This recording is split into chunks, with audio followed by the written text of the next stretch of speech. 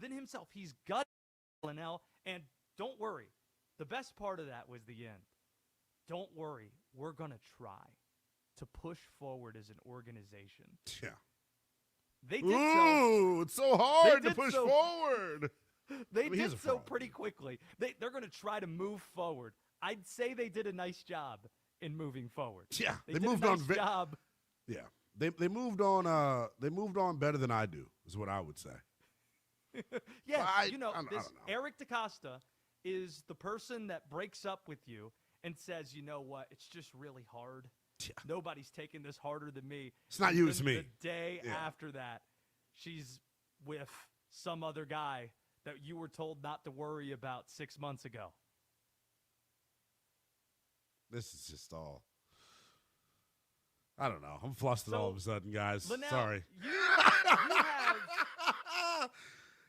Man. I'm fascinated in. I've been told before that I need. At times, it sounds like I'm NPR Josh, and we need to bail NPR Josh. I've been told, it's been professional advice, that I need to fully embrace at times Conspiracy Josh. Conspiracy Josh needs to make an appearance a few times around here. Is it okay if Conspiracy Josh comes out to play, at least momentarily? Sure. We welcome all faces of Josh. Headphones off. Conspiracy Josh. About to make Wait, what the hell? Oh, man. Conspiracy Josh is here. We look like a bad 90s rap group right now.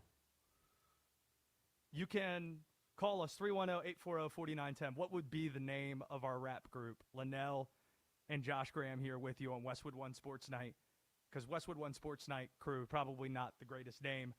Conspiracy Josh, are you ready, Linnell, for what I have for you? CJ is what I'll call you for tonight. Okay, here's my conspiracy where Eric DaCosta might actually be telling the truth. Okay? You ready for this? Sure. Haven't run this by anybody. I'm ready to go right out of the gate. Conspiracy Josh. The Ravens found something seriously concerning in Max Crosby's physical. Hold one sec. Maybe it's something degenerative. Perhaps they saw something that made their doctors believe that his leg was going to actually physically explode later this year.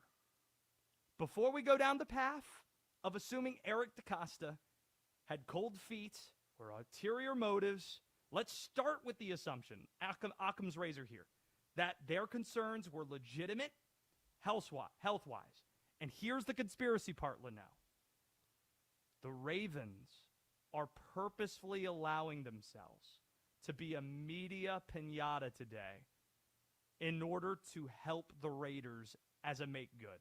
They understand that the Raiders are in more of a precarious position than Baltimore is, and here's the arrangement. This is, again, conspiracy, Josh. The arrangement. Baltimore. Since you're putting us, this is me talking as John Spytek now, and the Raiders. Since you're putting us in a bad spot, you can't tell anybody what you learned about Max Crosby until we're able to then trade Crosby. Eric DaCosta met with the media for 20 minutes today. He didn't even say that it was medical related. He took all the bullets. They're getting because he dunked sucks, on by Josh. everybody. He's not PR trained. Hold one sec. So in the end, the Ravens and the Raiders, they're understanding each other here. The Ravens are going to keep getting pummeled. They're not going to tell anybody about what they found out about Max Crosby. And then Max Crosby is going to get traded, and we're going to get the little drip, drip, drip, the leak to Diana Rossini. Oh, hey, some of the things that we found here may be more serious than people thought, because in the end, the Raiders are the lesser of the two organizations here. Between these two. And Baltimore, you did have Eric DaCosta saying that Trey Hendrickson was talked to prior to Max Crosby's deal even being done. Correct. We're talking about potentially getting these guys together, and Hendrickson didn't sign, so maybe the Ravens were like, hey, How about wait until Max's physical comes back before signing to be an Indianapolis Colt, reportedly, thus ending Conspiracy Josh?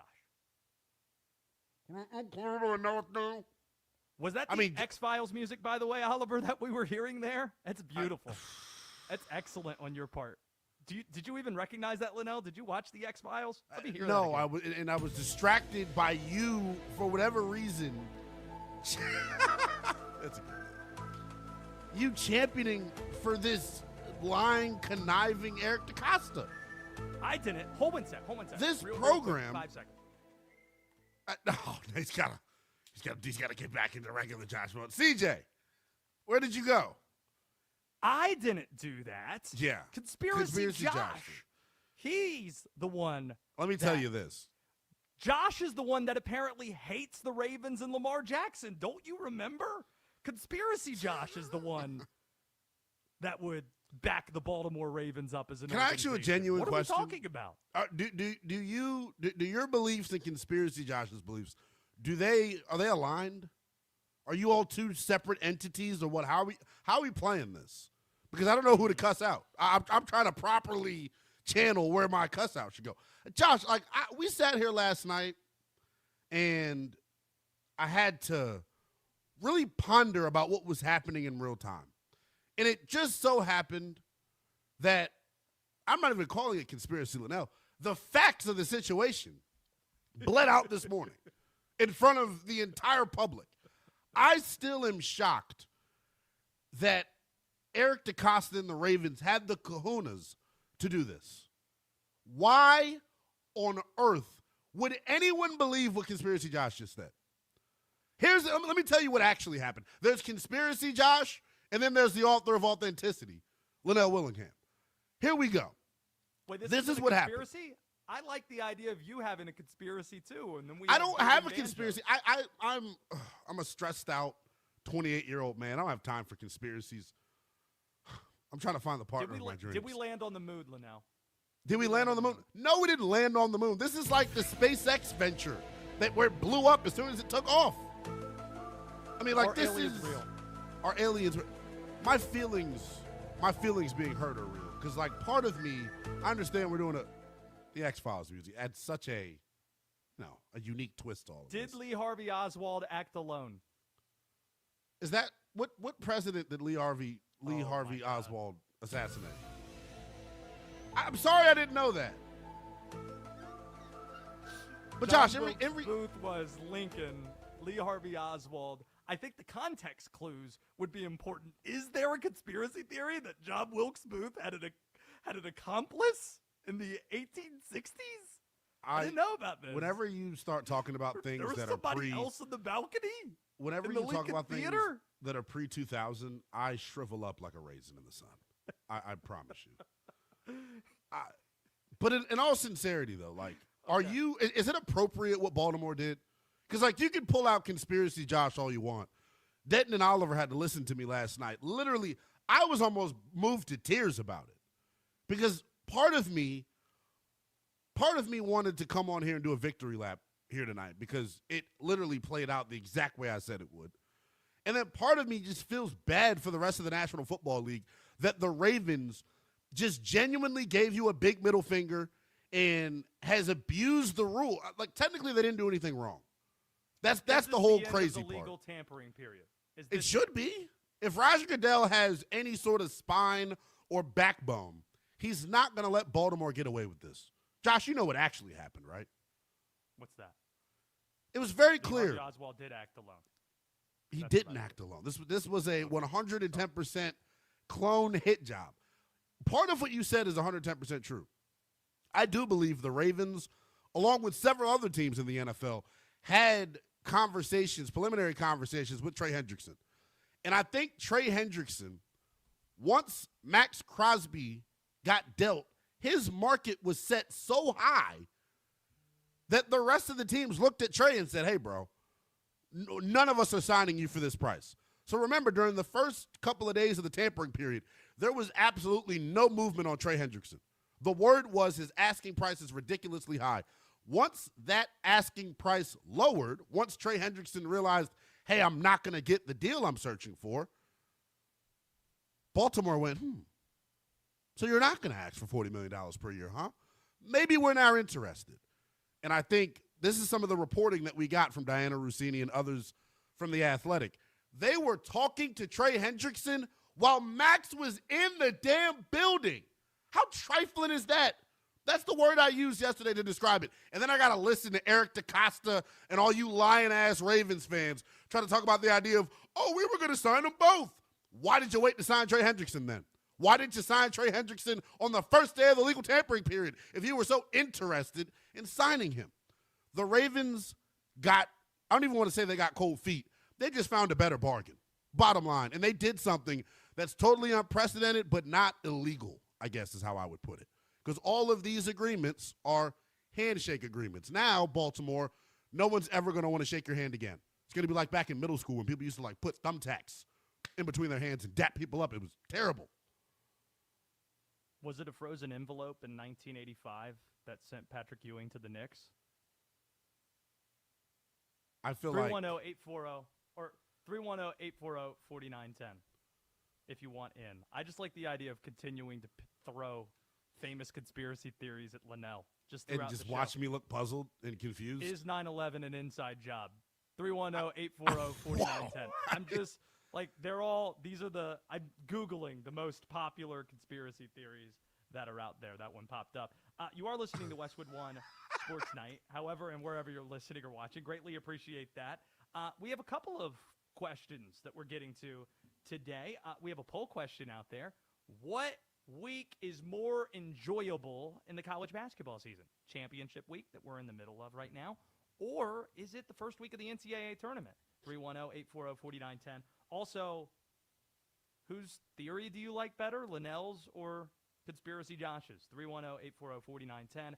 Oliver taking your calls at 310-840-4910. Denton Day is the producer of this program. And speaking of college basketball, D-Day, tell the good people how they might participate with us. Westwood One is the home of the NCAA tournament and the home of the Final Four, so it only makes sense that we have some fun during March Madness, right? Yeah, we're going to have a bracket challenge. So all of you knuckleheads in the chat, all you knuckleheads that tweeted us, when you don't like something we say, you can put your sports knowledge to the test. All you got to do is join. You just search Westwood One Sports Night on. We're running it through CBS. I had to ask my bosses. I said, bosses, which one can we use? And they said, don't use don't use X, Y, and Z. So we're using CBS. That one was cleared. Go to CBS, search Westwood One Sports Night, the bracket challenge. It's free to join. It's just for bragging rights. I just want to see who's smart out there and who is an idiot. If you don't want to go look on CBS, Josh is going to put it in his Twitter account. Linnell's going to put it on his Twitter account. I will put it on my Twitter account. So you can just look at our Twitters, at Josh Graham Show, at NELL_BTP, at The Denton Day. Find the link, join, and then no holds barred, right? We're just going to have fun, chop it up, and talk a lot of smack about whose bracket sucks and whose is really good. Make sure you're chiming in the chat. If you're not already, go to our YouTube channel, Westwood One Sports Night, 310-840-4910. A lot of people jumping in, and we're going to continue to have a lot more fun on YouTube as time goes on. It's the best way to support our show and also the podcast as well.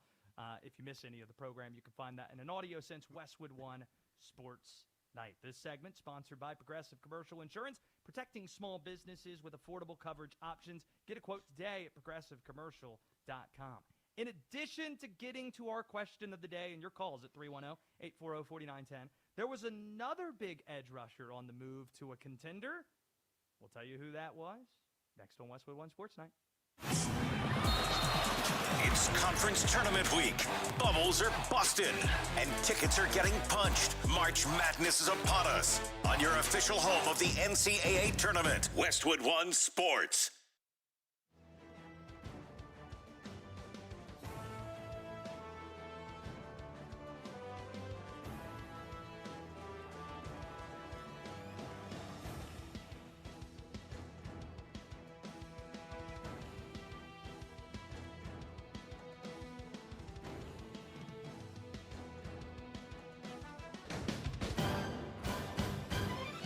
At the tone, the broadcast will begin in 4 minutes, 30 seconds.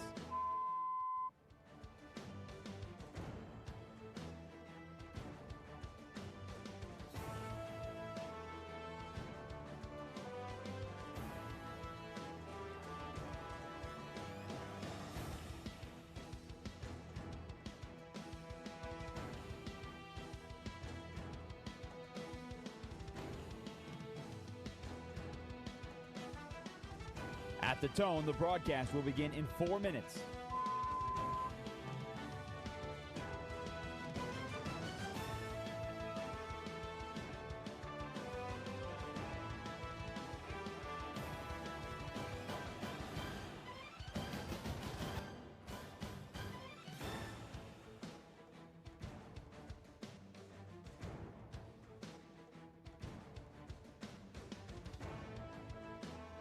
At the tone, the broadcast will begin in 3 minutes and 30 seconds.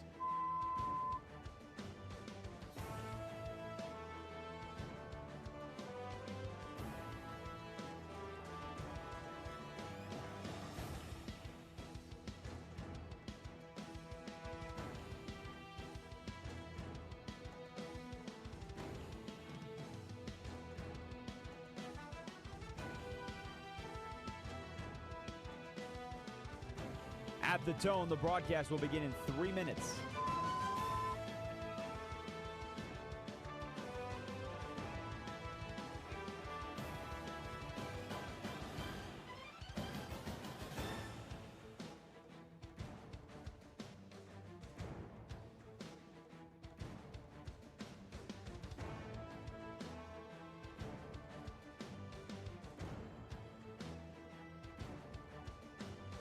At the tone, the broadcast will begin in 2 minutes, 30 seconds.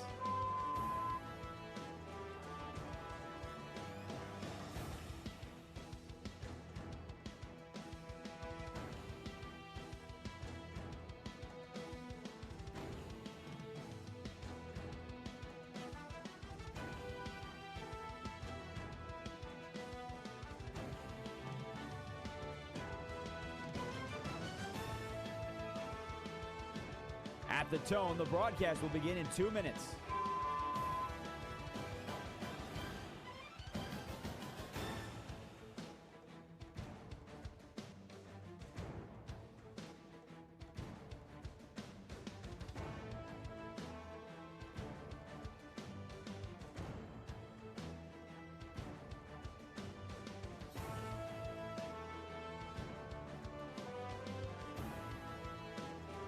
At the tone, the broadcast will begin in 1 minute, 30 seconds.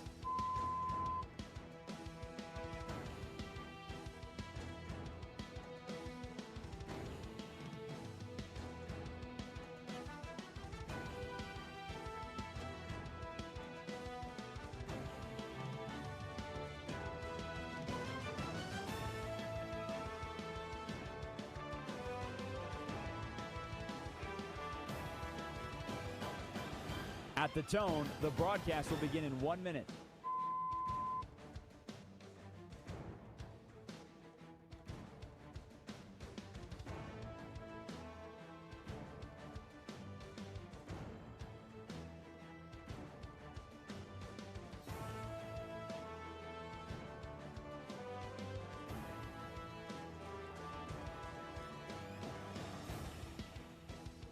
Stations, this is your final time check.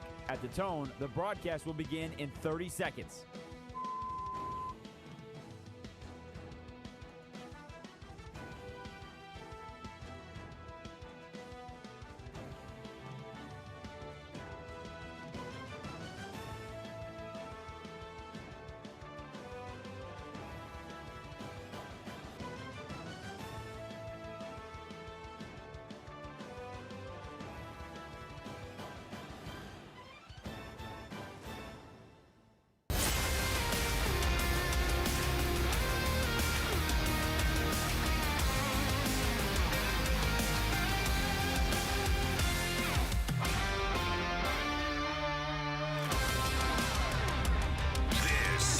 Westwood One Sports Night. Here's Josh Graham and Linnell Willingham. That's right. I'm Josh Graham. That is Linnell Willingham. You were just taken aback right there, Linnell. Why is that? You took an actual step back. Yeah, you almost busted my eardrums, but it's all good. We're figuring it out here on Westwood One Sports Night. Man. This is amazing. The show behind the show is almost more fascinating than what is the on-air product, because I just heard the last 5 minutes how my mics are so quiet. It's so quiet. You need to turn it up. There's no chance that you're going to burst our eardrums or anything. And then the first words I say, Linnell's taking a literal step back at the decibel levels of my voice. It is Westwood One Sports Night. We have a poll question that we're going to get to in a bit. 310-840-4910. We're talking about the Max Crosby situation, but prior to getting to your calls and to our question of the night, another AFC contender added a pass rusher today. Bradley Chubb is a Buffalo Bill. Last week, they add DJ Moore. This week, here's Bradley Chubb. It seems this is a team, a lot like the Ravens with a first-year coach, pushing their chips to the center of the table now. I think it's a genius move, and maybe the casual football fan has forgotten about Bradley Chubb and what he has accomplished in this league. Injuries, for a lot of guys in this league, obviously is, what stops careers and what stops production. But this past year, I thought he bounced back in a really nice way for Miami, 8.5 sacks. He obviously missed all of 2024. But before that, he had what was it, something like damn near 22 sacks combined over the past couple of seasons. So he's a guy that I think has a lot left in the tank. Think about the upside pass rush move they made last year going after Bosa. This is obviously a bigger investment, but I think it's a higher reward level potentially as well. According to our friends at DraftKings, the Baltimore Ravens are favorites to win the AFC at plus 450. Right behind them, the Buffalo Bills at plus 475. Do you agree with that?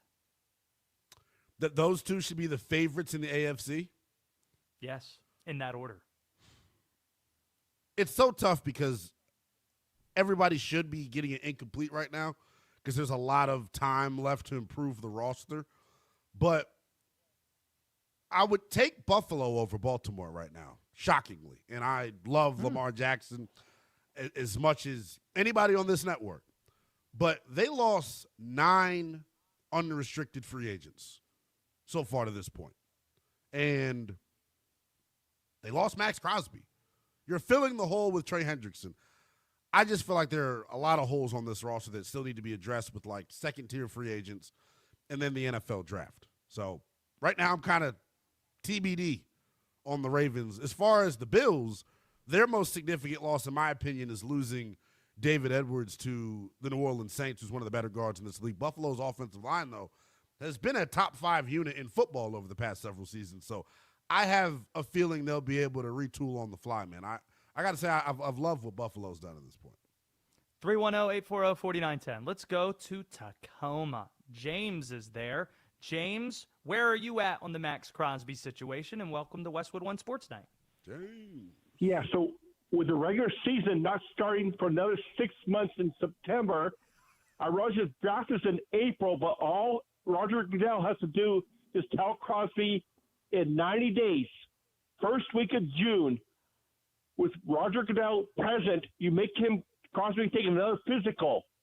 If he passes the physical first week of June, which is long before training camp starts in July, he passes the physical in June, then yes, he has to become a Raven now.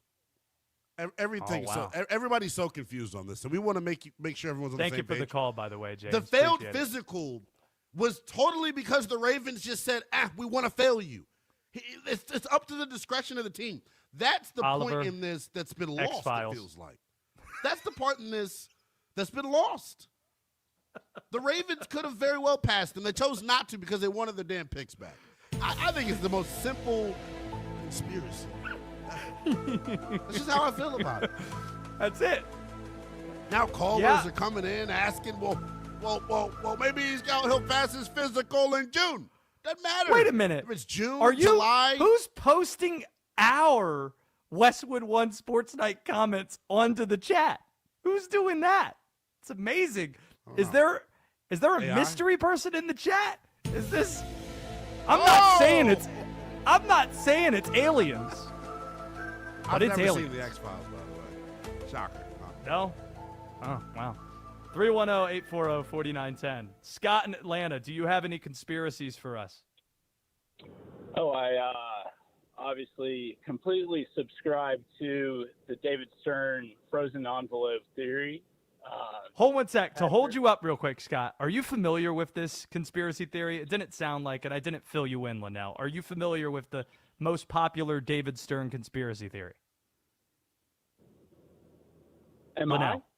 Linnell, are you familiar with No, it? I'm not. No, Okay. I have no clue Okay, what the hell just you making guys sure. are talking about So at all. there's a rumor, because he's the biggest prospect that in the early history of the NBA. He went to 4 Final Fours at Georgetown, and the Knicks get the pick, even though they didn't have the best odds. Some are thinking there was a frosted envelope that had the Knicks on it, and David Stern was reaching to find which one was frozen or frosted to see that it was the Knicks. Oh, And to to expand get on the this, Knicks. the video is there. You could see him grab multiple envelopes before he pulls out the Knicks pick. But we all do that. If you all have pulled a name out of a hat, I'm sure you don't just grab one name. You wrestle with it and you do the hand bit because you want to touch everything. Oh, that's This is you know, all. it's- This it's is all open an to excuse and a interpretation. ruse just to play the X-Files clip one more time and continue to play it throughout the show. But Scott, we have a poll question today that we need your thought on. Our question, with conference tournament week going on right now, and next week being the start of the NCAA Guys, we tournament, have breaking news. Which- I'm sorry to cut you. it better be big if you're going to interrupt our question of the day, Linnell. How big Max is it? Crosby just tweeted, "Everything happens for a reason. I'm a Raider. Run that bleep back." Okay. Okay. Is, Real quickly, is Max, okay. Max Crosby going to start posting dunking videos? All right. Now he, I am like totally. Scott, we'll let you What go. is Appreciate the happening? call. Linnell. What is happening? Well, we heard this morning that he was going to go back to Raiders camp and he was going to do the happy song and dance and act like he's still a Raider. I mean, this is just like Giannis saying right after the deadline, No, this is not I'm going to like post the Wolf of Wall Street thing as if I wanted to be here the And he whole did it- time. and he did it with an Undertaker casket on fire gif. So of course it was going to grab my attention. This is like crazy. What's happening? Why are you underscoring? Why are you like underselling? Because I don't believe him. What do I you don't mean you believe don't him at believe all. him? I don't believe He's Max the one Crosby that wants to wanted to run get- it back a Raider. Why would he tweet this out then? The same reason Giannis did, because he's not in don't control of the compare- situation. Don't compare NBA players to NFL players. NBA No, I'm- players are attention-seeking monsters. Max Crosby Nah. just wants to chase quarterbacks. I'm saying it's the same motive. It's this thing that happened that everybody assumes I didn't want because we know you didn't want it. Didn't happen and you're out of control. So now I have to go back to this place I don't want to be at. So I'm going to make the best of it, at least on social media, and say that I wanted to be here. I'm super happy. Well, he never That's said what you do. Well, that's the difference, though, between Giannis and Max. Max has banged on the table the whole time saying, I'm a Raider for life. It was the Raiders that facilitated his exit. It's not like Max axed out. It was the Yeah. Raiders' choice. Sorry, I don't believe anything players say that often. So that's probably why it's not huge to me, because what else is he supposed to say? I hate it Nothing? here. I mean- I'm mad. Screw the Ravens. This is terrible. No. NFL players, if they say anything remotely interesting, they're punished for it. That's why all the quarterbacks sound like politicians. Hey, let's say the most lukewarm, boring stuff ever. Broncos Nation, let's ride. Like that's What is why. happening in the NFL, though? Like, this is nuts to me. What do you mean, Max? Does that mean but this is the whole thing. Like, what if the Raiders decide that they want to trade him still? Like, That's what yeah, I'm but- saying. He'd be fine with it. He'd be But cool with it. for him to Great. tweet all this And then out he'd is, say, like, I'm happy. oh, man. No, I'm just saying he's preparing for the worst. He's preparing as if I'm a Raider. So what do you have to say? I'm happy. I'm a Raider. Great. I Run it don't- back. I- See, whatever. this is I don't know what's also going on with the Raiders. this is also another. It's lived experience for me a little bit, because I live in North Carolina. A year ago, I just saw this same movie play out when the Mark Williams was traded to the Lakers in exchange for a couple of firsts, and then a week later or a few days later, the Lakers suspiciously with a physical backed out of it, and then Mark Williams had to pretend he was super happy with the Hornets, and then he got traded on draft night. That's probably what we're looking at with Max Crosby, where he's got to put on a happy face and say, hey, I'm great, but then probably the organization knows how he actually feels, and he's going to end up getting traded. I just think that situation is probably a better comp, but you keep saying tell the organization how he really feels. Like, he's told us the whole time how he really feels. He didn't want to get traded. Like, that's not this was a Raiders move. They chose to move on because of the draft capital that they can get. They have the number one pick. They're resetting their franchise. This is the conversation that comes up with cornerstones of a franchise that are rebuilding. They wanted to do him a favor and let him go win. They also wanted picks. Him being here now actually makes them even more interesting to me. I'm upset with myself. I need to do the thing that people do when they have a bad turnover and just tap on your chest, say, that's on me. Because sometimes it's rare. It's like a needle in a haystack. Sometimes the comments come up with something better than you do. Unless he signs a contract, Max Files is dreaming. How did we not, with the X-Files playing, just call the whole damn segment the Max Files? It's the Max Files. It's right there. We played the damn music, and to my it's credit, the Max I couldn't have come up with that because I didn't know what the music meant. I just thought it was that's fair. Production value. But the Max Files. Does he want to be a Raider? I don't know. Let's try to figure this one out together. 310-840-4910. This is so silly to me. This whole ordeal is starting to annoy me. What, the Max Files? The Max Files. Yeah, like it's just weird. It's another wrench in this whole thing for me. And like, I just want resolution. I'm tired of playing these games. I don't want to be an investigative reporter. I just want to talk about stuff. You know? Yeah, you also don't want to play games when it comes to your money. And with that in mind, presented by Robinhood, this show is you expect more from yourself, so expect more from your money. Learn more and get started today with Robinhood at Robinhood.com/yourmoney. We never ended up talking about whether or not the conference tournament is better. Conference tournament week is better than the NCAA tournament. I don't even know if we'll get to it in just a bit. 310-840-4910 if you want in on that. Or if the Max Files going to add some new chapters. Who knows? It's next on Westwood One Sports Night. Kenneth Walker is headed to Kansas City. The Super Bowl MVP teams up with Patrick Mahomes and the returning Travis Kelce. With Walker at running back, are the Chiefs now Super Bowl favorites? Westwood One Sports.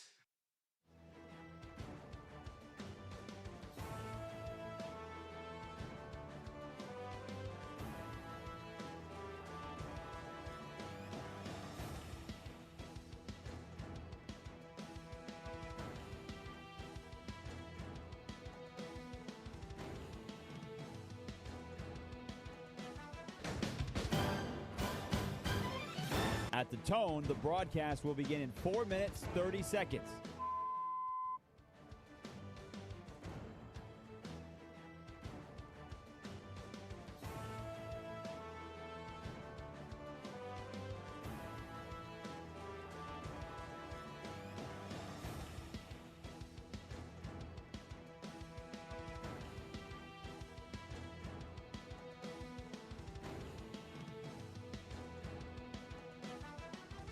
At the tone, the broadcast will begin in 4 minutes.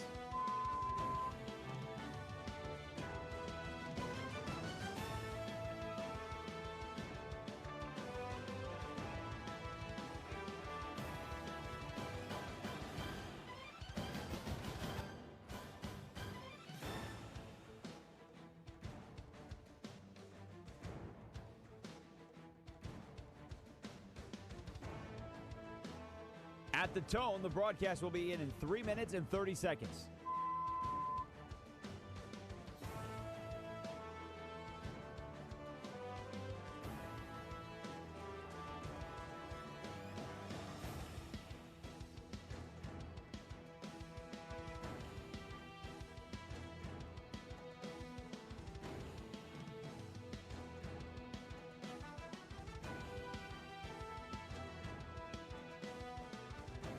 At the tone, the broadcast will begin in 3 minutes.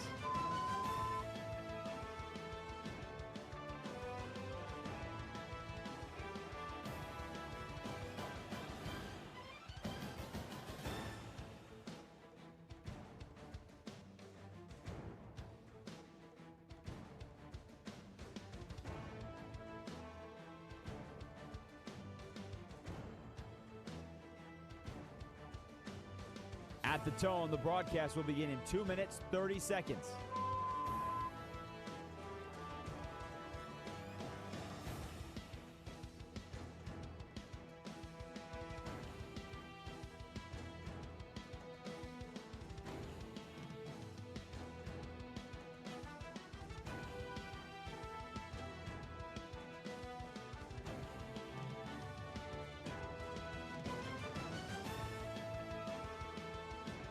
At the tone, the broadcast will begin in 2 minutes.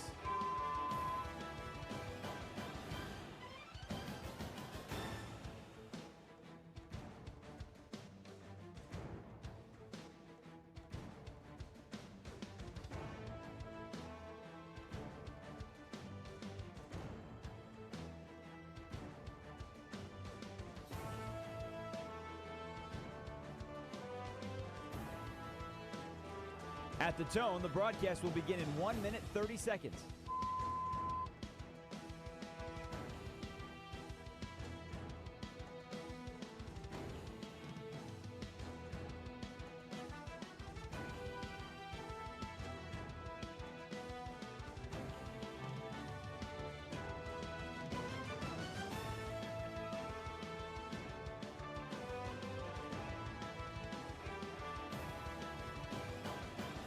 At the tone, the broadcast will begin in 1 minute.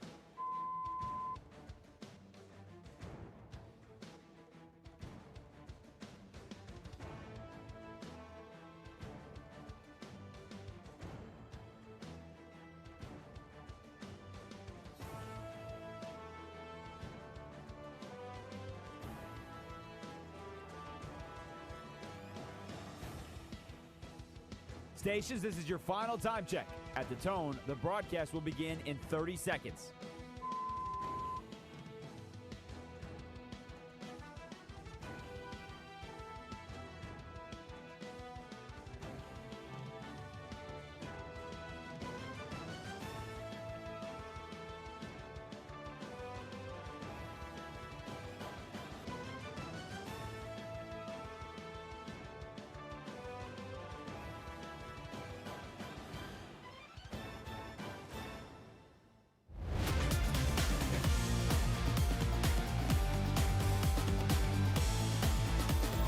Here we go.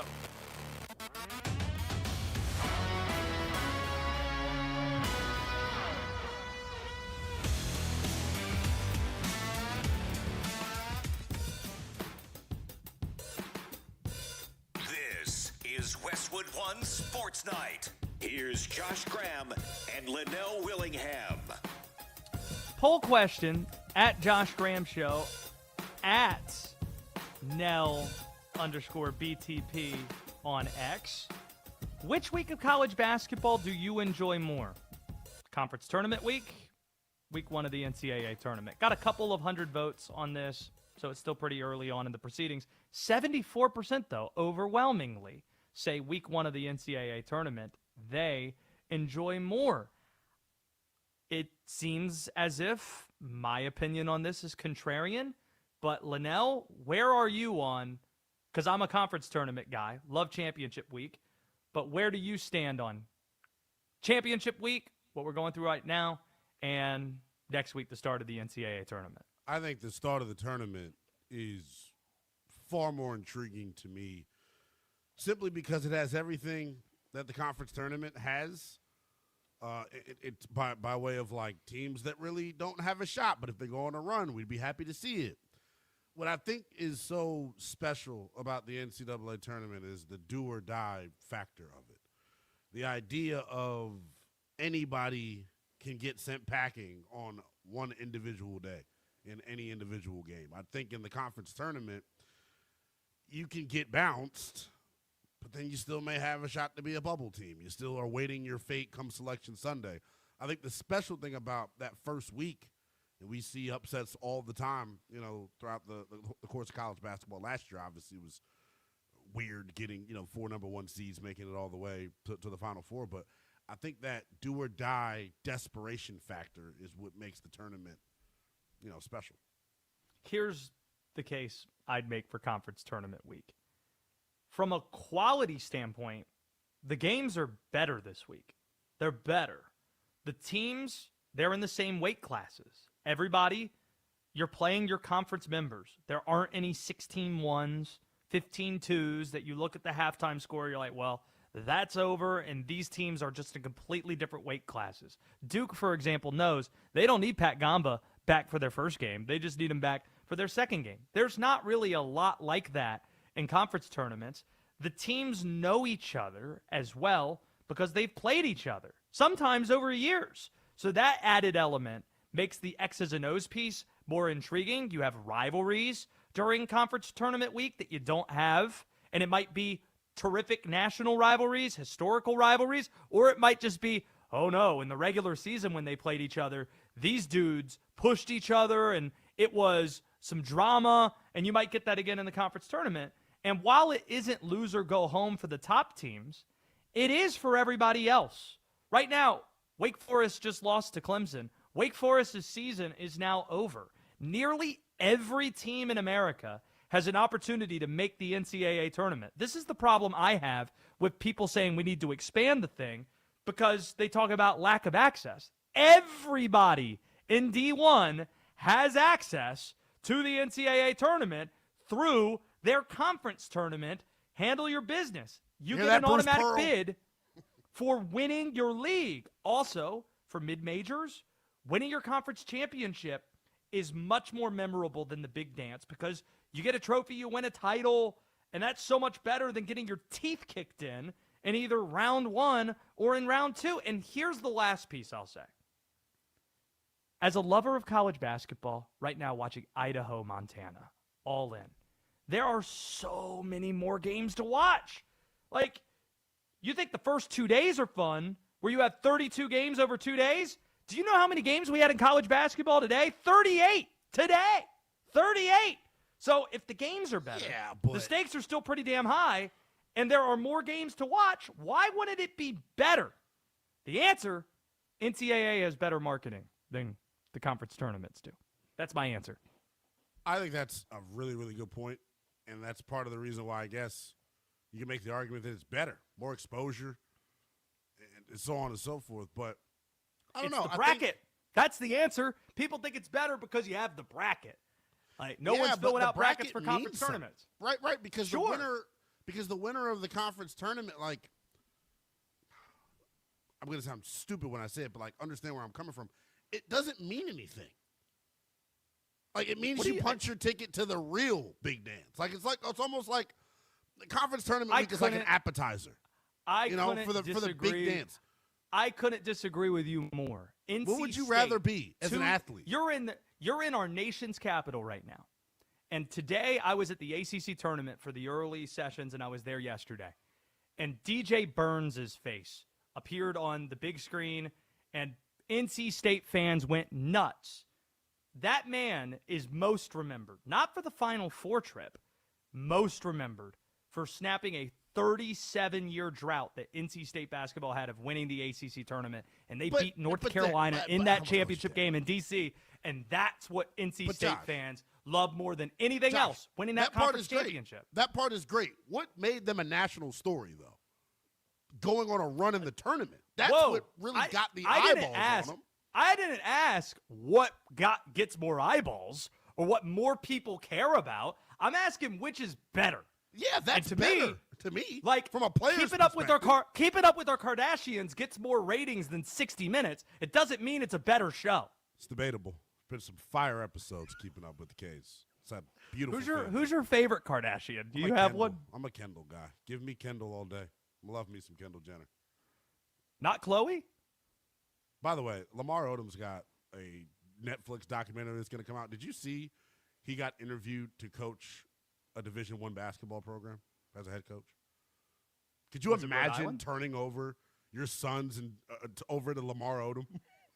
Was it Rhode I'm Island? sorry. That's where he didn't. That's where he went to school, right? He actually went far in the tournament. Was it an Elite Eight run in '98 He went to or Rhodey. '99? He went to Rhodey. I didn't. I think know that's that. right. This might be where I But rely on just Denton the to do idea some of crack turning your research and children tell over me. to Lamar Odom is crazy. Was it Elite Eight? Okay. I'm filibustering here. I was still stunned that Lamar Odom got a coaching opportunity. Yeah, I mean that's. I was assuming it was Rhode Island. He did go to Sweet he colors. transferred to the University of Rhode Island. Yeah. Okay. Yeah. I think he took that But, team pretty far. but real quick, just from like, and I'm glad you brought up DJ Burns because I think it gives some more like merit to your argument. I guess what you're saying is like if you're DJ Burns, what's more special to you?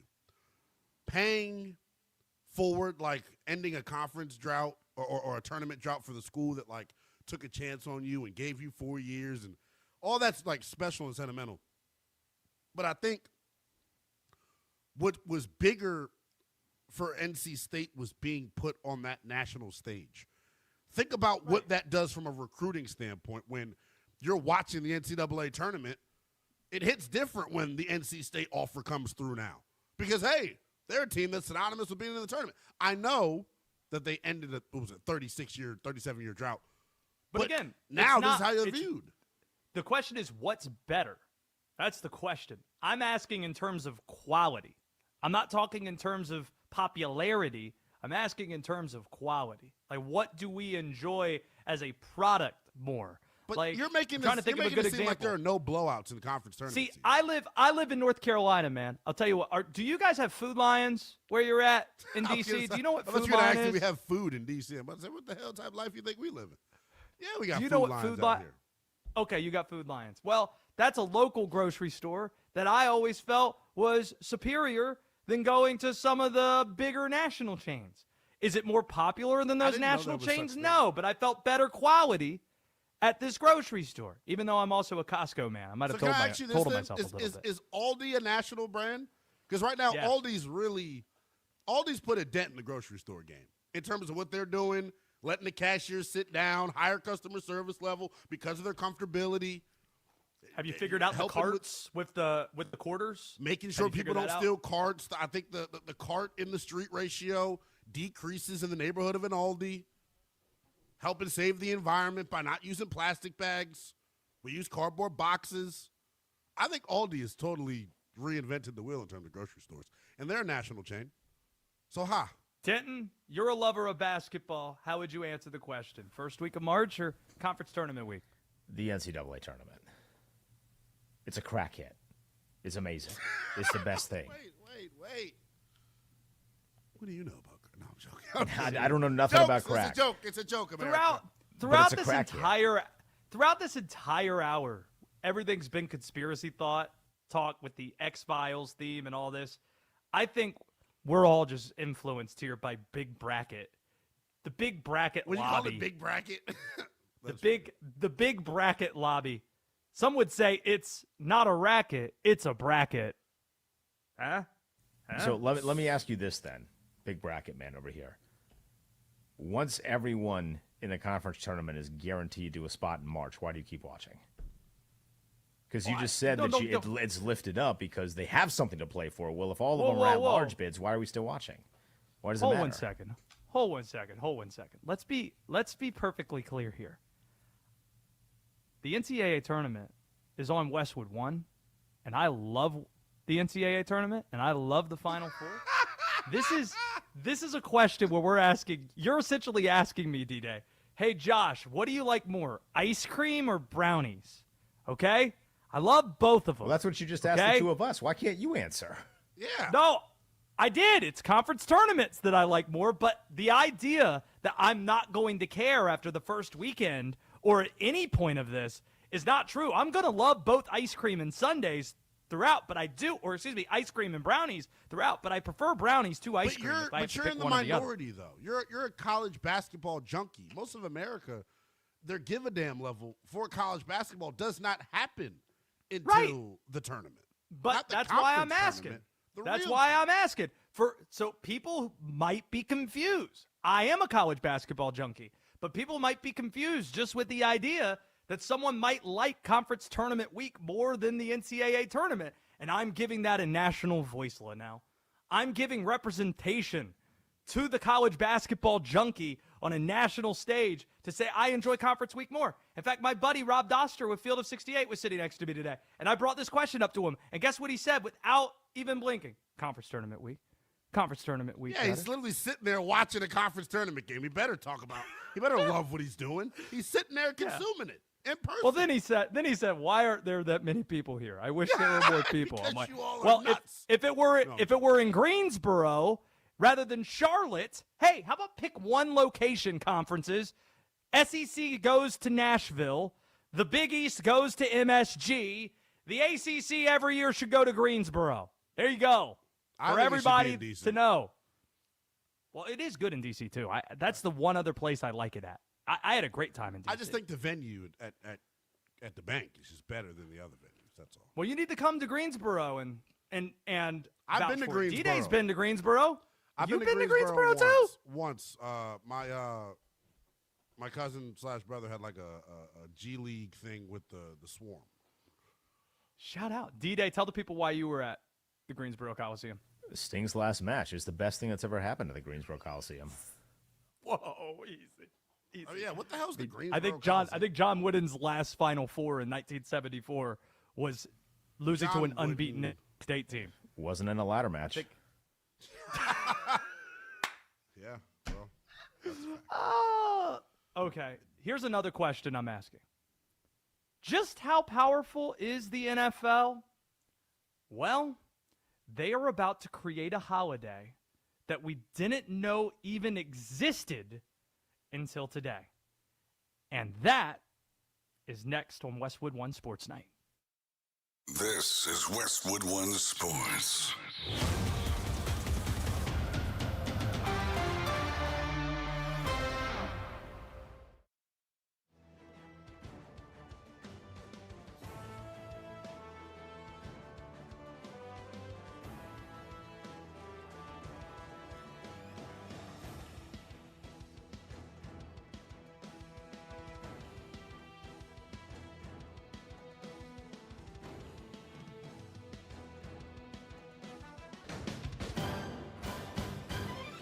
At the tone, the broadcast will begin in 4 minutes, 30 seconds.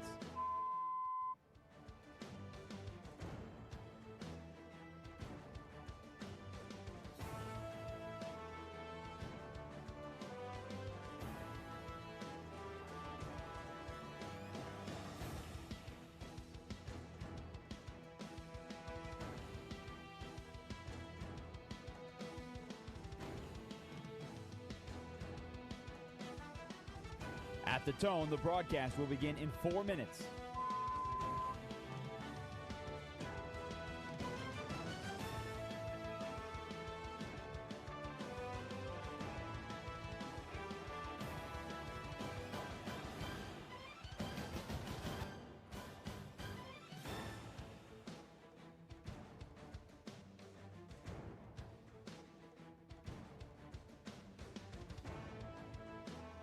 At the tone, the broadcast will begin in 3 minutes and 30 seconds.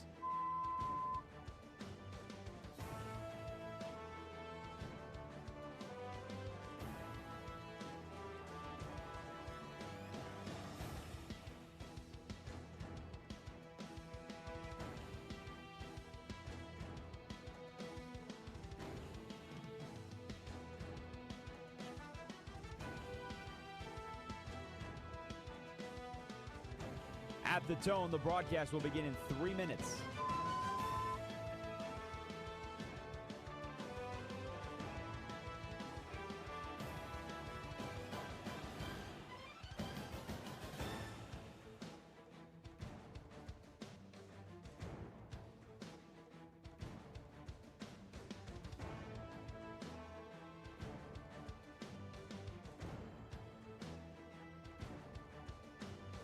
At the tone, the broadcast will begin in 2 minutes, 30 seconds.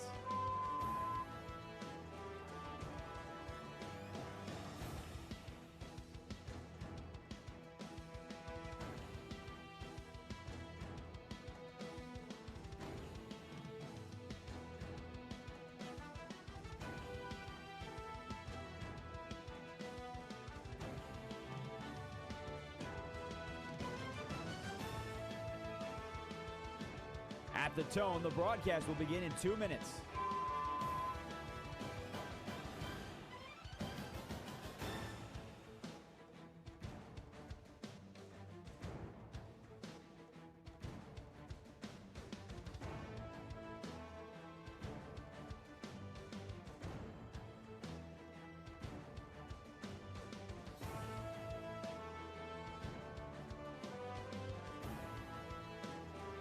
At the tone, the broadcast will begin in 1 minute, 30 seconds.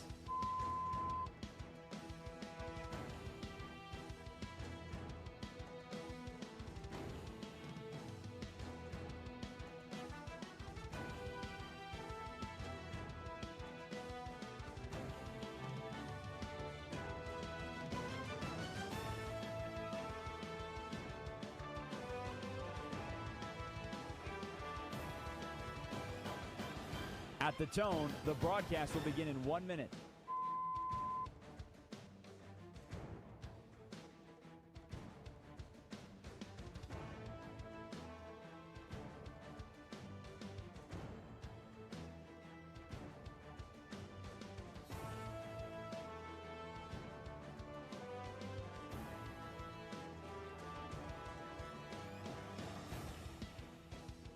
Stations, this is your final time check. At the tone, the broadcast will begin in 30 seconds.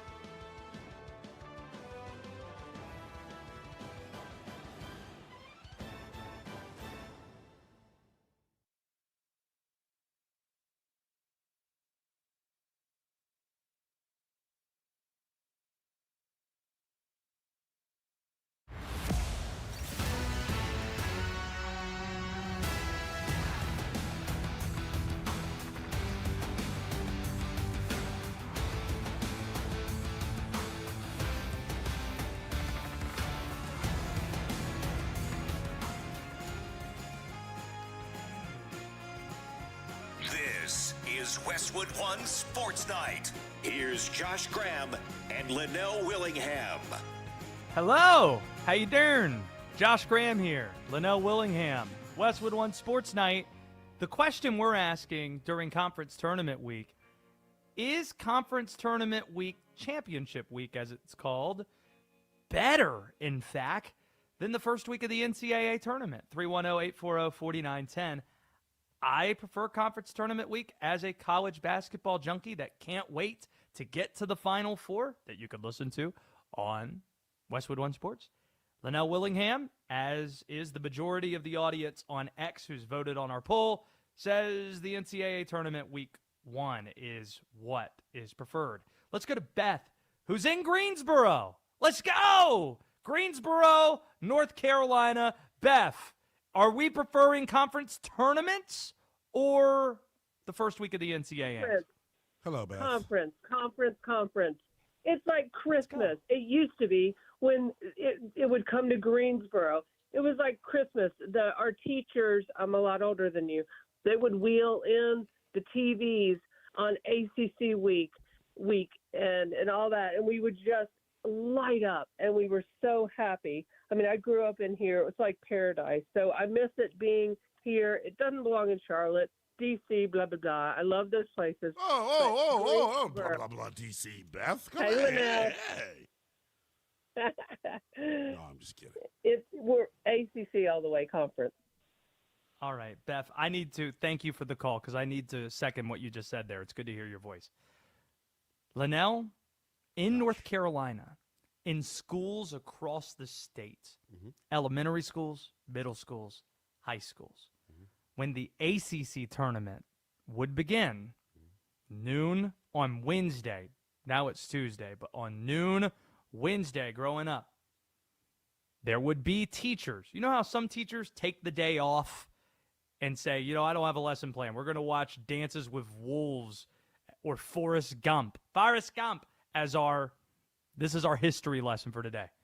I had a history teacher.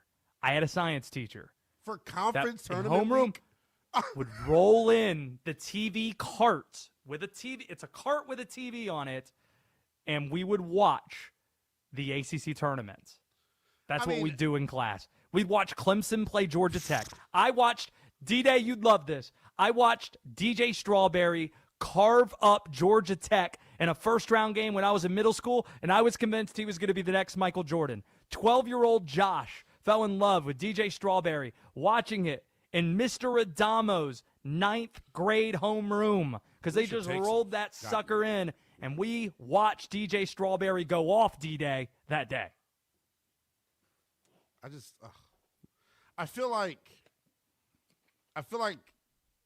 first of all, I need the numbers on the graduation rate in North Carolina, by the way.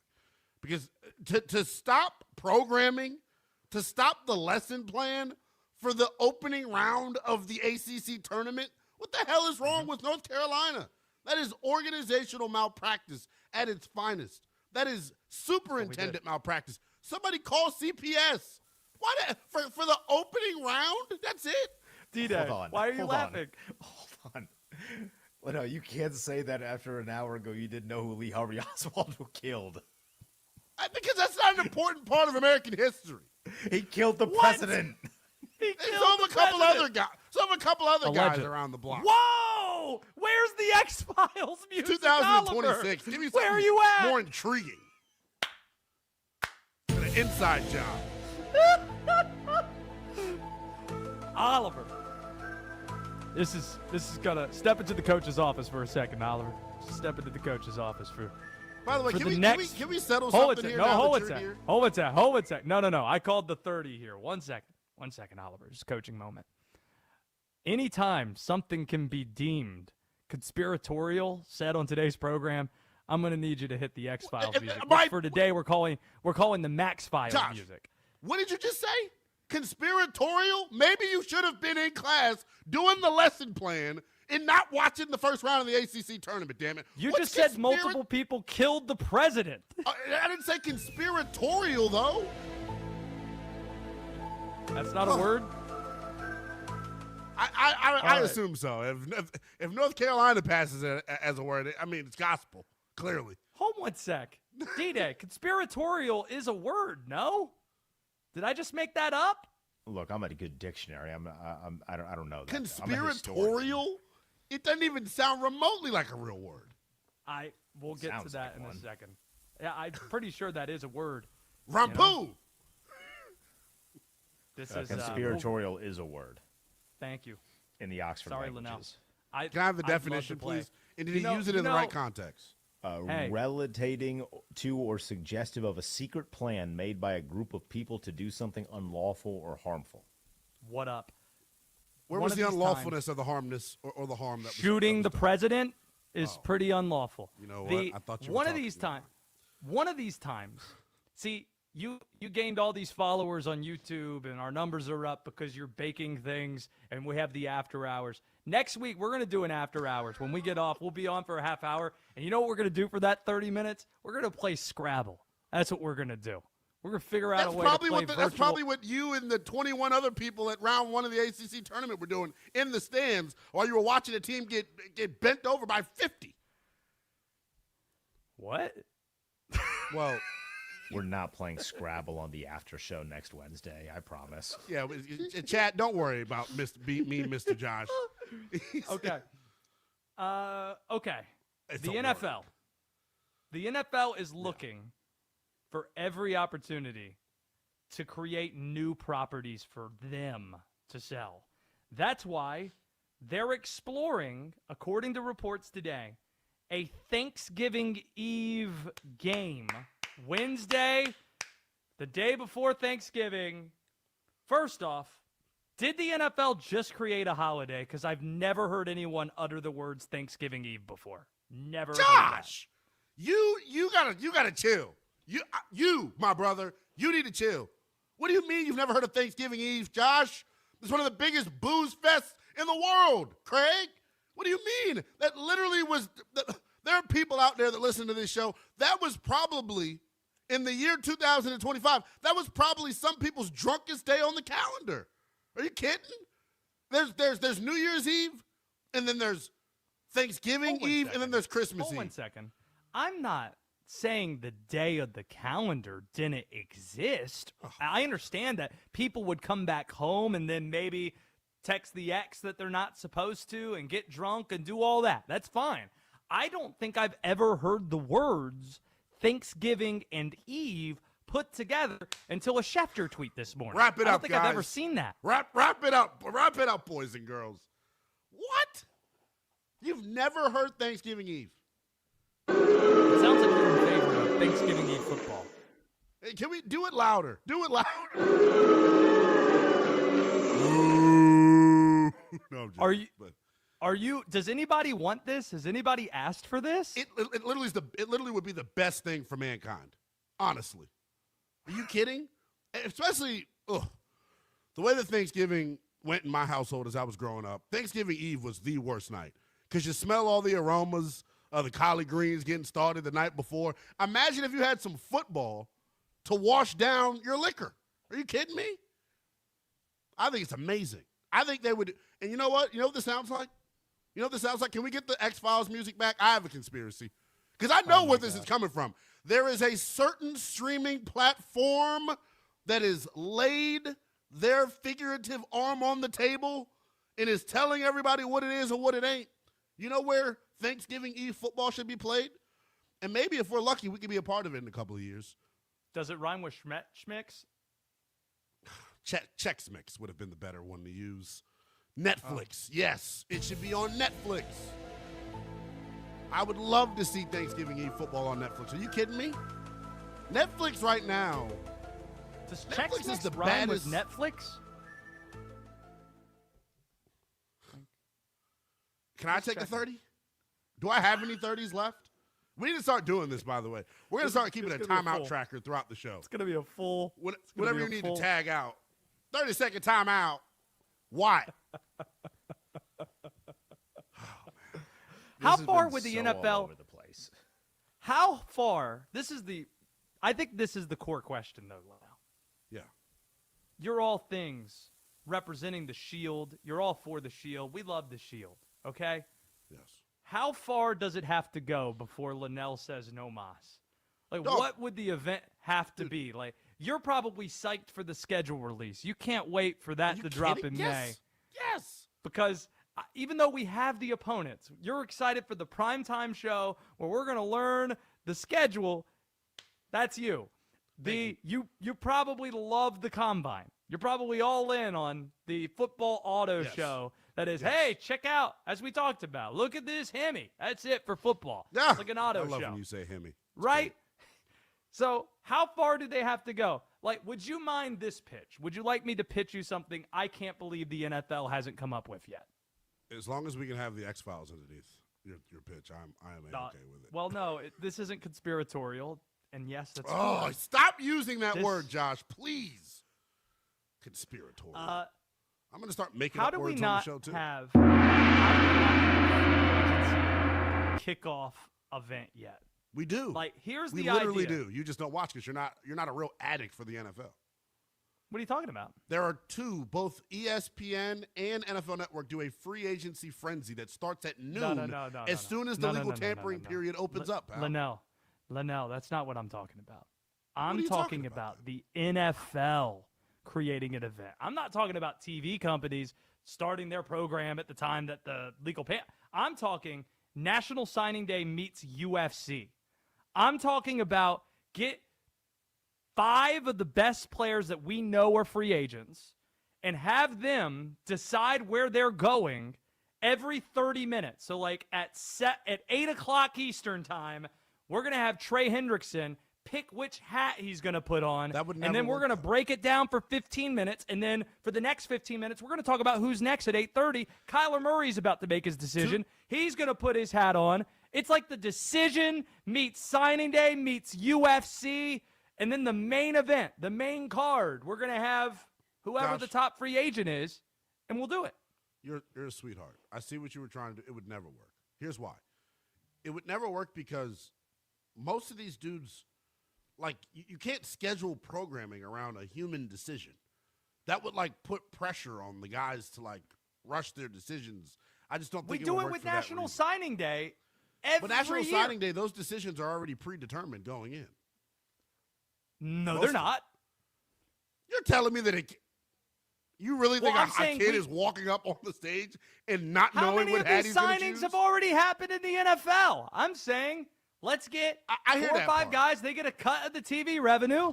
You know, you bring it to Radio City Music Hall, and then it gets big enough that these cities are going to start bidding on it. And then we have the free agency start the week before National Signing Day. Boom, the NFL has an event. You just explained exactly why it will never happen, Josh. You said we're going to pick 4 or 5 guys and give them a cut of revenue. That is not how that would ever work with the Big Shield. That's not how they operate. Well, actually, this is the part. I forgot to add one piece of it because I thought your biggest retort was going to be, well, what happens when Schefter ruins the whole party? No.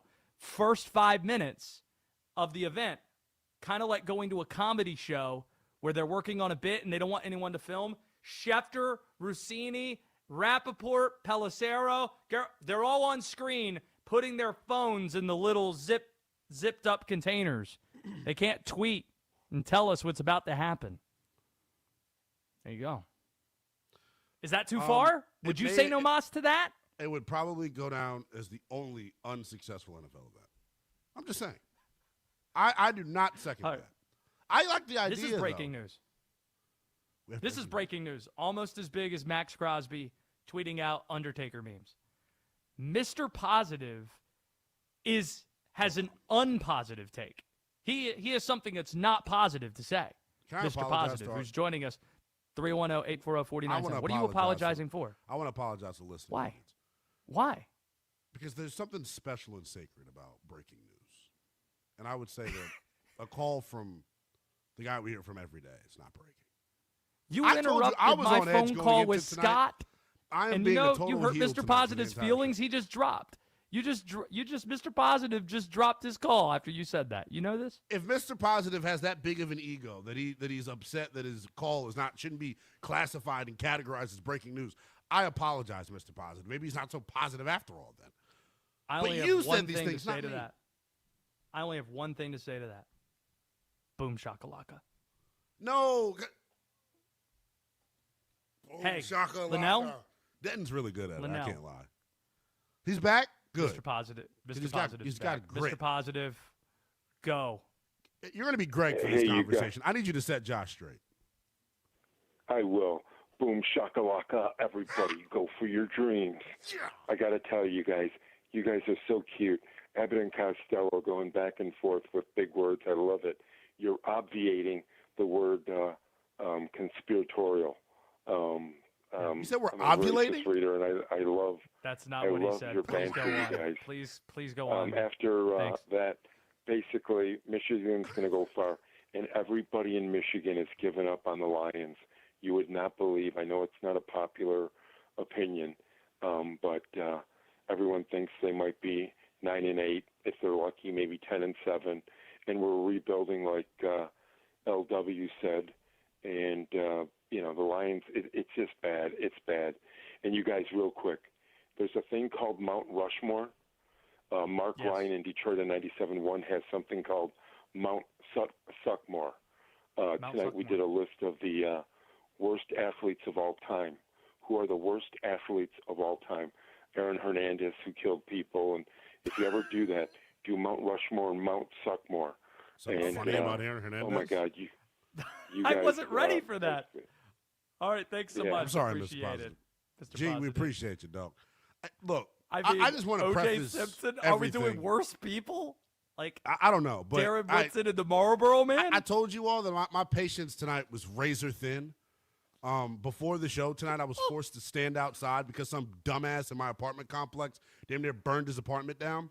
So I was forced to stand outside, and I am on edge. I'm playing a heel tonight. So if I say anything that sounds a little testy or mean or not as jolly and friendly as you all are used to me being, I apologize. Was that actually Linnell? No. Was that actually Linnell, or just a recording of somebody Well, yelling? you're looking at me, so I didn't do it. Oh, No, I meant in the I thought it might have been from priors. Linnell, yeah. it could be worse. I've been up since 8 in the morning. I was at 2 ACC basketball. I don't want to trauma bond with you. No, Is that what are you trying to trauma bond with me?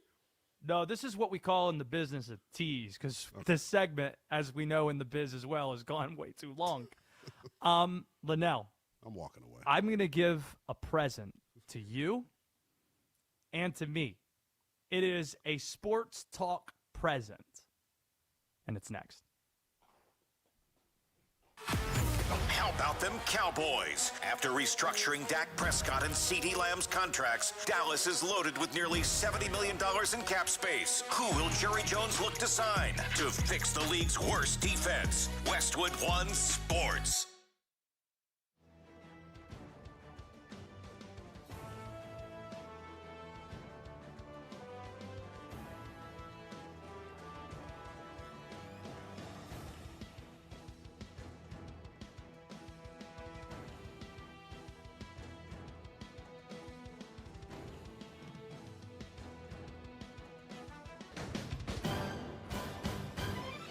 At the tone, the broadcast will begin in 4 minutes, 30 seconds.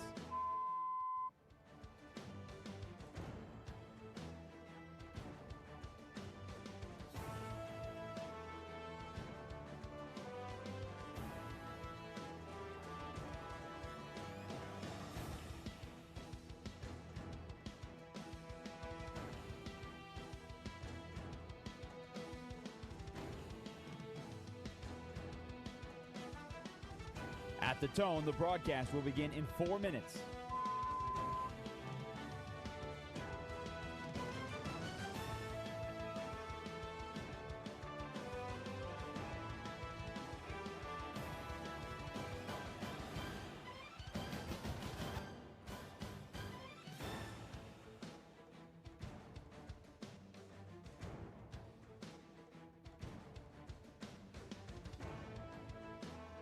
At the tone, the broadcast will begin in 3 minutes and 30 seconds.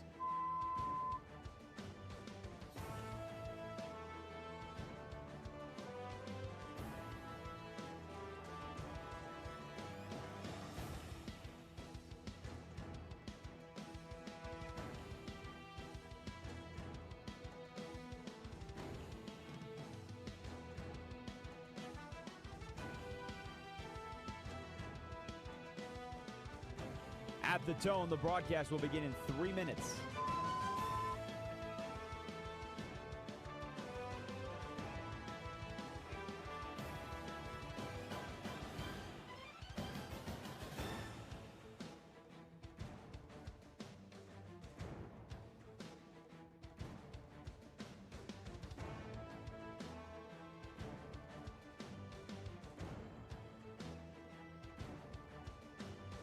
At the tone, the broadcast will begin in 2 minutes, 30 seconds.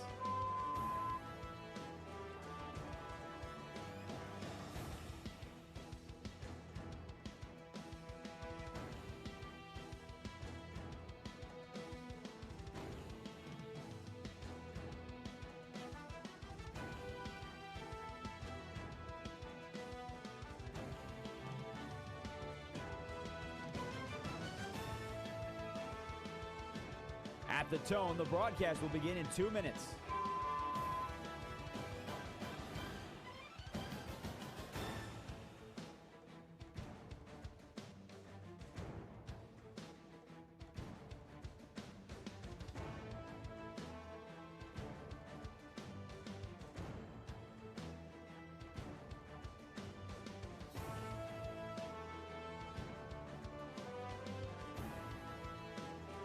At the tone, the broadcast will begin in 1 minute, 30 seconds.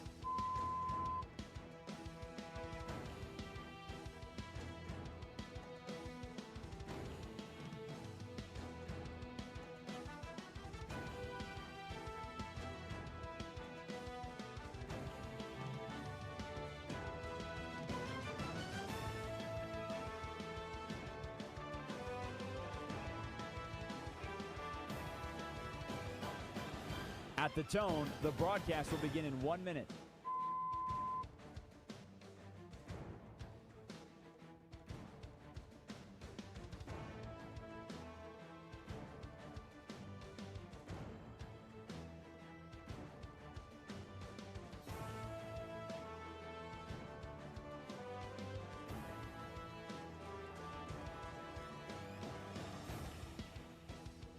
Stations, this is your final time check.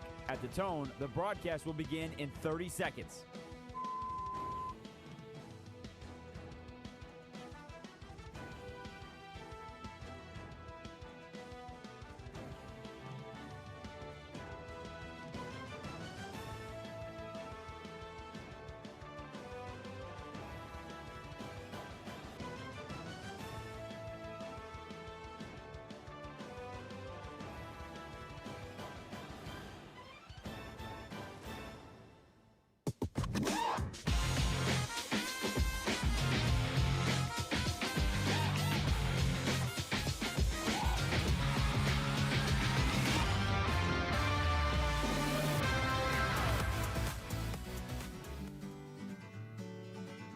This is Westwood One Sports Night.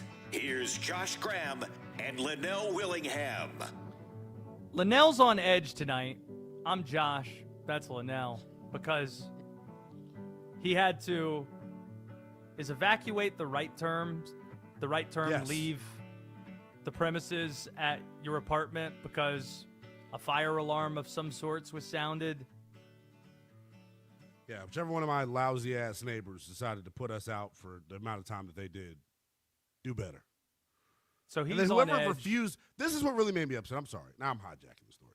What really got me on edge is the refusal of others. Like, you hear this blaring alarm going off, and to think that you're better than us, that you don't have to evacuate when everyone else does, and then it then takes longer for us to get back inside because you can't follow the directions. Tuh. Must have been watching ACC basketball instead of doing their lessons while they were in grade school. We'll get back to the Ravens and Max Crosby and Trey Hendrickson in just a bit. But to cheer Linnell up, we just want to tickle him. That's what we want to do right now. Like, this is a gift to Linnell. We'll just tickle him by talking about the Washington Commanders and the moves that they've been making. For those who aren't watching on YouTube, you probably should. I think I'm looking at about 1,200 people watching on our video stream right now. You can see that he has Washington Commander gear on his wall. He has a Jaden Daniels jersey. There's a Washington Redskins throwback helmet. It's all there. Sure do. The Commanders are making moves. This is my way of tickling Linnell to cheer him up before he gets a couple of off days the next few days. How do you feel? I mean, is it left hand up? The Commanders? Oh, are you saying that like to actually cheer with me, or are you doing a bit? Are you trying to come for my Commanders?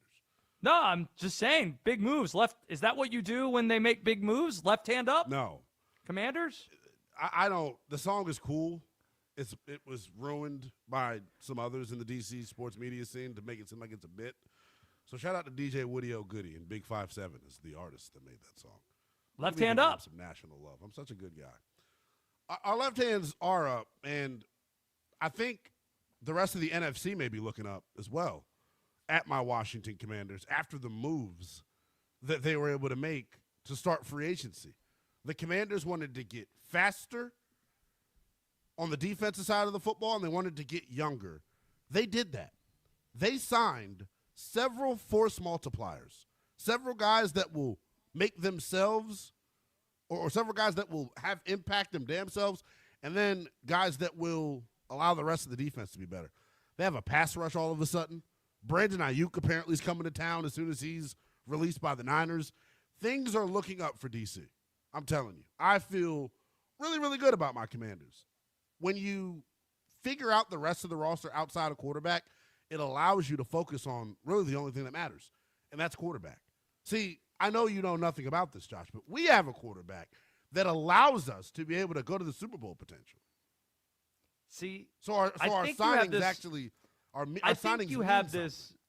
I think you have this assumption that because I've covered the Carolina Panthers for 8 seasons, which happen to all be playoff list seasons, that I have like emotional attachment to the team. I don't. That's been zapped out of me. When you have to sit and watch every snap of Sam Darnold Panthers edition and Teddy Bridgewater, that's tough. That when you have to watch Taylor Heineke throw the ball around for extended, when you have to talk yourself into Kyle Allen because he won 4 straight games, I'm sorry, Allen. you're not gonna. That's it. You're not gonna be a Panthers emotionally attached fan. You can't hurt me with those types of shots. Those types of pot shots is what I'm saying, Linnell. I understand. But when this show ends at night and the red light goes off and you look at the Bryce Young poster on your wall and you say, God, I wish you were taller. God, I wish you were an actual NFL quarterback. I know what happens behind the scenes of this program. Josh, it's so crazy because Axe Denton, oh, look, I was Panthers a fan memorabilia. in Really cool. in the mid-2000s. I was 2005. Was that Jake Delhomme? Yeah, my guy Jake. We need to get Jake on. Deshaun Foster, John Casey, Dan Morgan. What up? Dan Morgan. And that's Steve Smith. I don't even see there, Smitty, right there in the middle. Brad Hoover, the pride of Western Carolina. Kerry Colbert. That's a guy. Is Peppers even on here? There's Peppers. Mike Minter. There you go. Yeah. So William back K. in the day, I on was. YouTube. I remember one time they lost a game.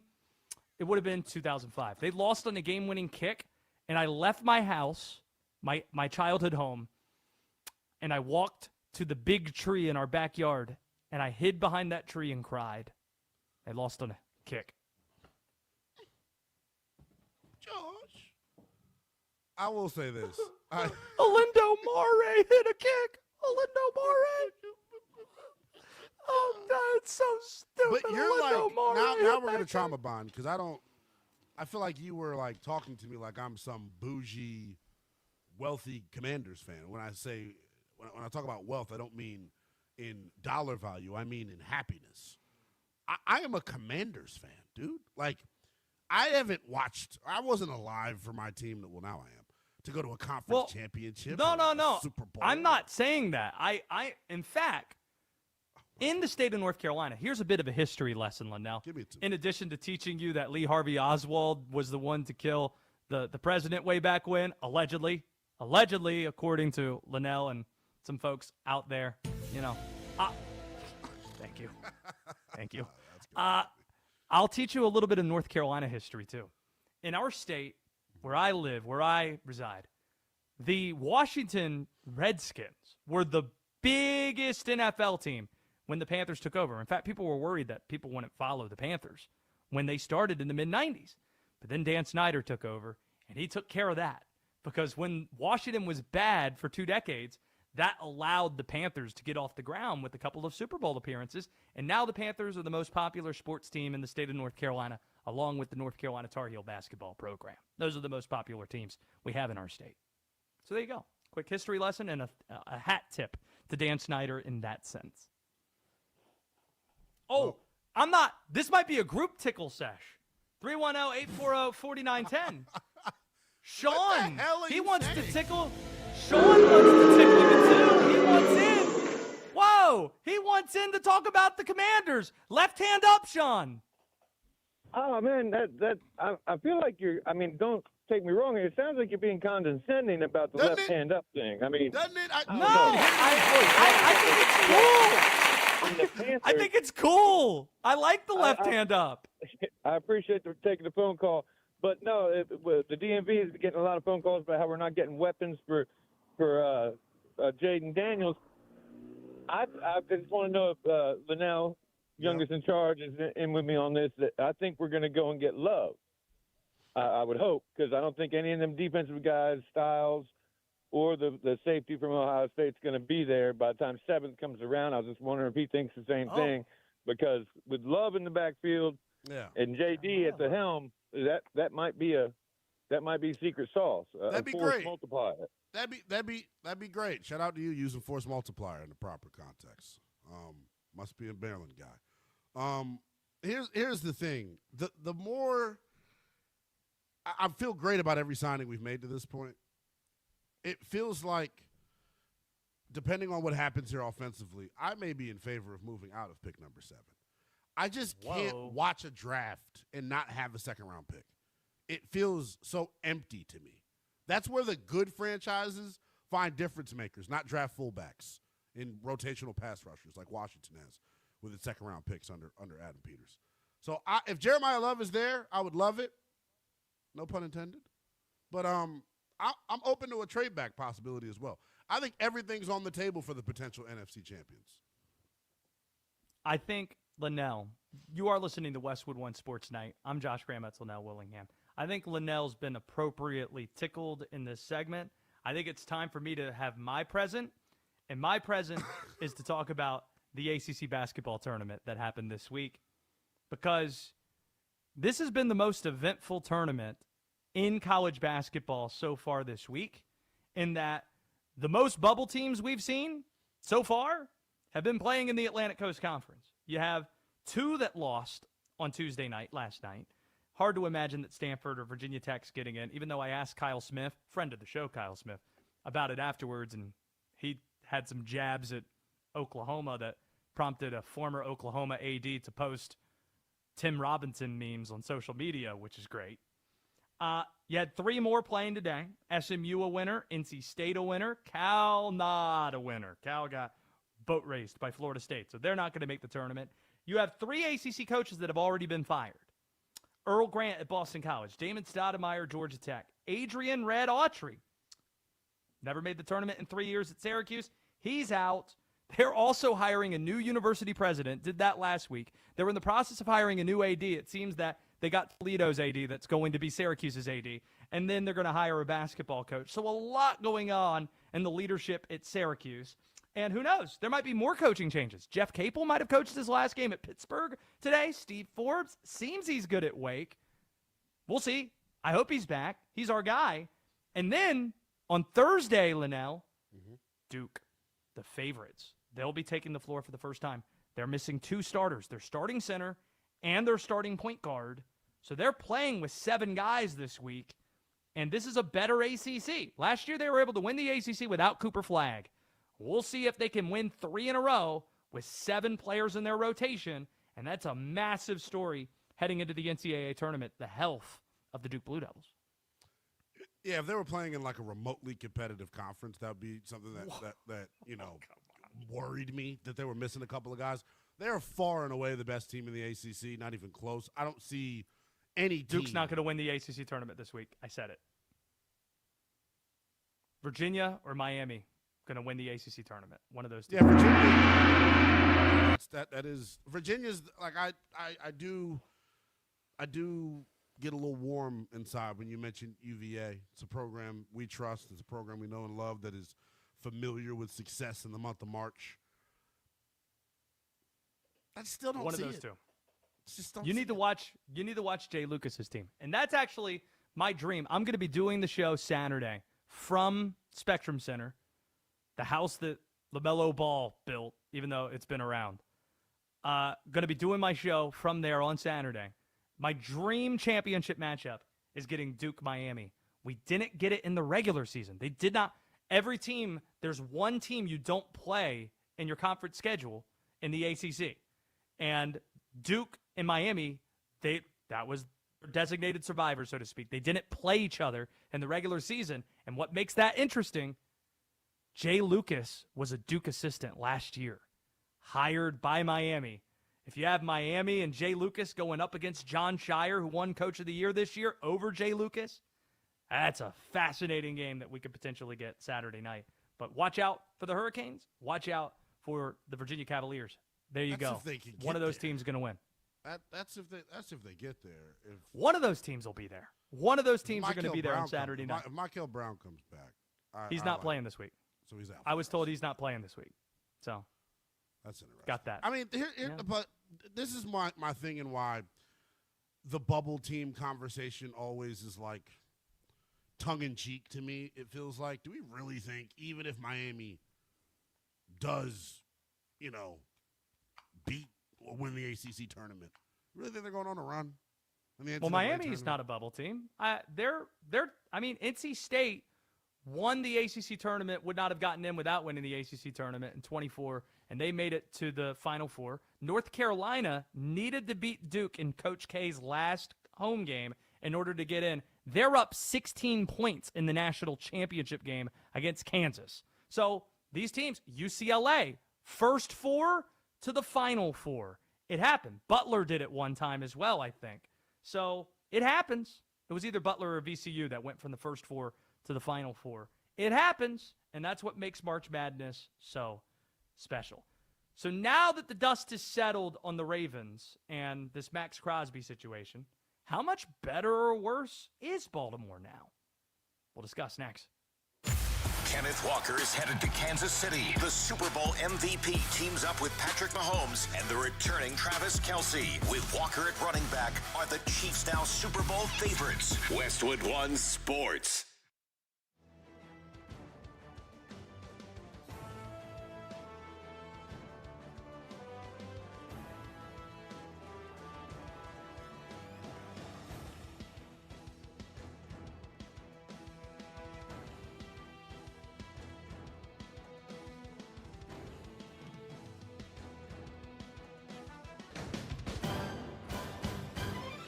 At the tone, the broadcast will begin in 4 minutes, 30 seconds.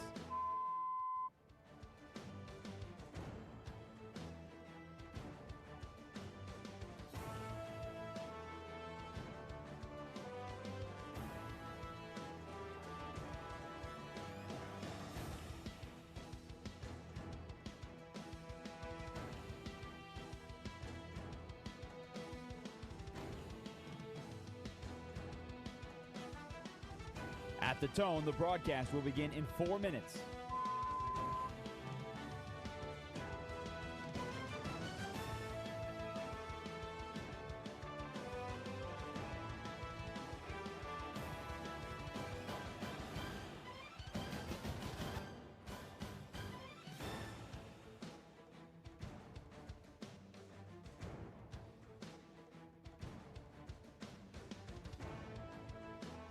At the tone, the broadcast will begin in 3 minutes and 30 seconds.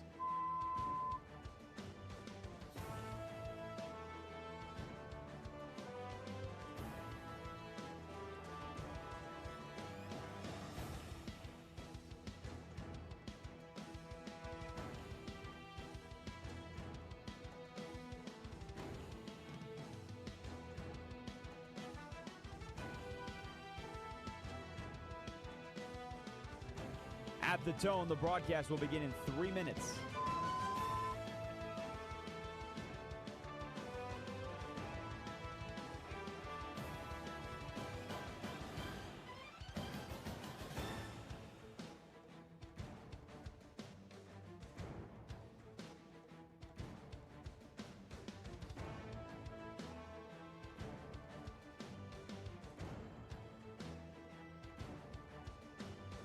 At the tone, the broadcast will begin in 2 minutes, 30 seconds.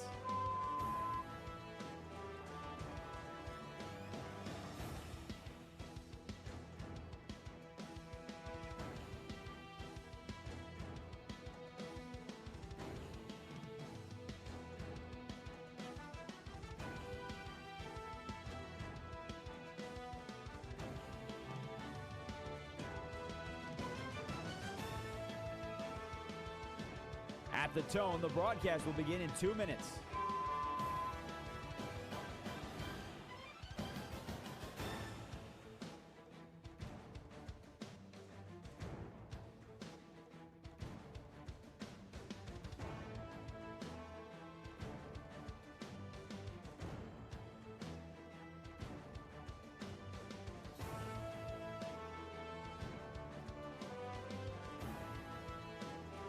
At the tone, the broadcast will begin in 1 minute, 30 seconds.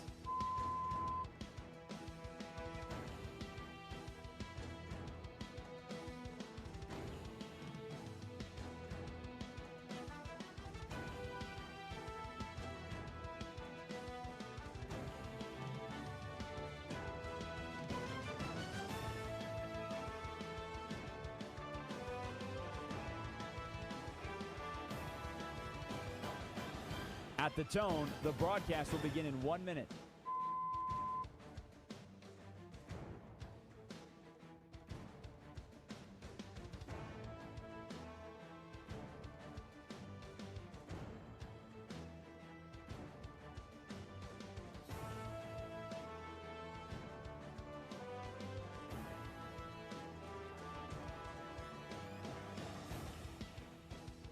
Stations, this is your final time check. At the tone, the broadcast will begin in 30 seconds.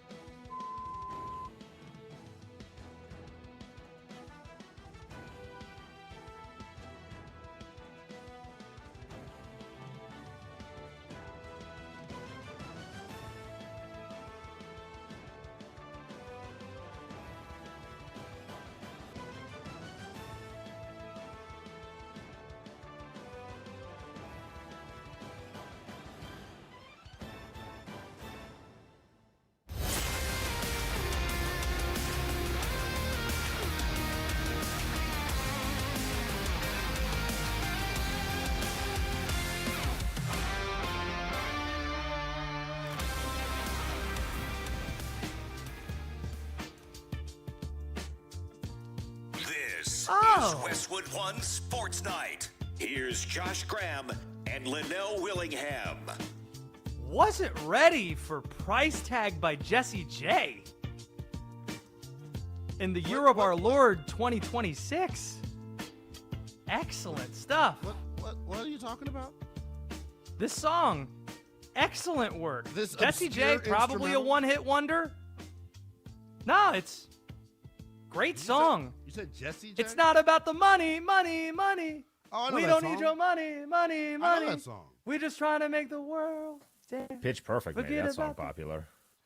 Oh yeah, it was in that movie. That's one of the best baseball movies ever. Moving it along. 310-840-4910. I've seen Pitch Here's a Perfect, question we're smart ass. asking. That's so crazy you just did that. That is so crazy that you just tried to pull that over my head like Yeah, that. come on, Josh. You've seen the real classics, all right? Come Like, on, easy man. there. You know. I mean, the troublemakers. Legit. The Ravens. The Ravens. They have Trey Hendrickson now. They do not have Max Crosby. Or integrity. How much better are the Baltimore Ravens now, better situation now, than they were the way we saw them 48 hours ago? 310-840-4910. What do you say, Linnell Willingham? Much better situation than what they were in 48 hours ago.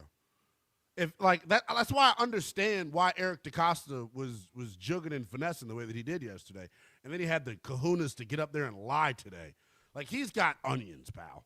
Like, my good pal and good friend of the show, Jason Lockenfora, you go to his X account, and he just ripped the Ravens a new one last night. He has been dropping little seeds on me about That just guy how dysfunctional they are for Why a is while. that guy always mad? He's always mad. He's and not always. negative. Hold on. I will not let you just. Lockenfora? Yeah, we I'm an love Orioles Jason. fan. I hear always negative Orioles takes. It's never Yeah, positive. because the Orioles ever. are a horribly run organization. You know that. You get mad at him. I love my team. I get it. But no, here's why the Ravens are in a better spot. They have their draft pick. The 14th overall pick still belongs to them. The Ravens, to me, when you add the pass rusher, here goes our new favorite word on the program. 1, 2, 3. Force multiplier. Force multiplier. He I thought you were. It was either that or it was going to be conspiratorial. I knew what you were going to say. But no, I think Hendrickson, they haven't had, and you know this, Josh, they haven't had a rusher of this caliber since Terrell Suggs. Like, let's just call it what it is. A guy that can go get you 13 to 15 sacks. He makes your secondary not have to cover as long. They got some really interesting young pieces. We know what Kyle Hamilton is, but Nate Wiggins has been awesome since he stepped onto the field for the Baltimore Ravens, a guy that's got a ton of upside. Marlon Humphrey, a little long in the tooth. But now you put a rush in front of him, that extends his career almost because he doesn't have to cover as long. So I don't like the fact that they've lost 8 unrestricted free agents. I love the fact that they brought back John Simpson. They let Tyler Linderbaum walk, who's been the best run blocker in the NFL since he's entered it. So mixed bag feelings, but I do think they're better just simply because they added to their pass rush. And they Agreed. desperately needed that. Trey 30th in the Hendrickson- NFL in sacks last year. The reality is Trey Hendrickson, as you're noting, it didn't cost Baltimore 2 first-round draft picks. Now you can invest those picks. In the future, it'll be interesting to see whether or not they are aggressive in trying to add some more players. We've seen how aggressive the Buffalo Bills have been in adding. They traded a second-rounder for DJ Moore last week. Age, it really isn't a concern with Hendrickson. He's 31. You're looking at 2 to 4 more years out of him. Probably the same you're looking at a Lamar Jackson, 2 to 4 Oh, prime my years God. left. How you snuck that in is amazing. Only half of the 4-year, $120 million deal is guaranteed. So it matches that timeline of Lamar, and you have the restructured contract. The AFC is completely wide open. D-Day, I need a ruling. Can I say the word porn on the air? Is that okay? Is that an okay word? You've already said Like- it, pal. So, Thankfully, it kind of is, but don't overuse it. No, we can edit this all out in post. It's not like we're live or anything. Well, you know the idea. considering that we Some aren't people from part of, say, you're going to confuse the hell out of some people at about I'm gonna 4 a.m. land. Eastern I'm time. gonna land the plane. I'm gonna Yeah. land the plane here. Okay. There's this. When I'm taking our boss Armin Williams to Stamey's barbecue in Greensboro, North Kakalaki, as you like to put it. Can I ask a question? real That quick about food, that? taking a no, hold one sec. We'll get to that. Taking a picture of the food, some would describe that as being food porn. The idea that I'm painting right now is Eric DaCosta today might have did what we could describe to be as football porn, talking about the idea of Trey Hendrickson and Max Crosby on the team together. He says that's something that they looked at. We have this sound, don't we? Here was Eric DaCosta earlier today speaking about how close the Ravens were looking at Trey Hendrickson and Max Crosby together. We came to a point probably after we lost Tyler where, as we're trying to find the best way for us to get better as a football team, Trey kind of made a lot of sense as a possible guy to look at. So we started some discussions with he and his agent, thinking that, potentially we'd have 2 pass rushers on the defensive line on both sides of the line. If you're Joe Burrow, do you ask for a trade 10 seconds after that? If you have to face TJ Watt twice a year and Max Crosby and Trey Hendrickson twice a year and Myles Garrett twice a year? What does that look like if you have both those guys at the same time? He's lying. That was never going to be a possibility. I cannot believe that he really sat up there and said that. Like, it's trifling. I keep falling back on the same word. It's equivalent to, like, not washing the dishes in your home. It's equivalent to, like, using the bathroom and never flushing. How the Ravens have acted over the past 24 hours is straight up trifling. It's giving roaches all over the apartment. Nasty work by Eric DaCosta. And it continues his lie. I'll let you ask the question you wanted to pose to me regarding our lunch this past weekend in a second. But let me ask you this question first. Yeah. Have you seen the late 90s classic Office Space? Are you familiar with this movie that has a young Jennifer Aniston's in it? It's a comedy. Have you seen this movie? You don't know who Jennifer Aniston is? No, I was joking. I know who that is. Okay. She's a woman. Yes, she is. Well, there's a scene in the movie where guy is sitting there with his neighbor. They're having some beers. And he asked the question, if you had $1 million, what would you do? He's like, I'll tell you what I'd do, man. 2 chicks at the same time, man. That's what I'd do. I mean, all I'm picturing in my head is, if I had unlimited cap space, what would I do? I'll tell you what I'd do, man. Max Crosby and Trey Hendrickson, line them up at the same time, Dad. Oh, you meant like cap space on the field. I thought you meant like cap space in life. But I'll tell you what I do if I had unlimited cap space in this life I live. Oof. I thought Club Linnell was a thing. Magic City night every night. I'd put Magic City out of business. The All question right. I was gonna What was pose your real question? quick, Sorry. I was not more so a statement to rag on North Carolina real quick. Why the hell were you guys eating off of paper plates at a restaurant? What the hell are we doing, North Carolina? Is that really how you guys get down? Barbecue, man. That barbecue looked like it needed some work. What? That barbecue. Are you kidding? I am Well, the not. fact that it was on a paper plate. It's chopped pulled pork. It's as good as it is. It looked terrible. What? I'm like, do you know how I know it's good? I know I probably shouldn't be giving national announcers at other companies a shout out. Here's how I know I did the right thing. We get to the game, Duke, Carolina on Saturday, and we're sitting next to the ESPN game day crew. And I know a few of them a little bit. And I'm sitting with Armin, and I told Reese Davis, I was like, hey, Reese, this is his first game at Duke. He's like, we went to lunch in Greensboro, and before I could even get the words out of my mouth, he's like, did you take him to Stamey's? You damn right I took him to Stamey's. He knew what's up. I hope he it knew what's looked- up, and I we hope all it know what's tasted up. better than it looked because it looked bland. And he had cheerwine for the first time. He didn't even know what cheerwine was. You know? I mean, It's you a- guys. I'm beverage. starting to take offense to what you North Carolina people. I just am. Why are you so special that you get your own statewide drink, cheer wine? What's the official drink in the DMV? I don't know. You tell me. Wait, Cheerwine exists here too. We have it. You can buy it. Okay, you have Cheerwine? Okay, I didn't know. He was looking at me. He's gatekeeping. It befuddled exists in Virginia and Maryland. Oh, can we get Linnell? Can you find some Cheerwine and enjoy it in your next meal session?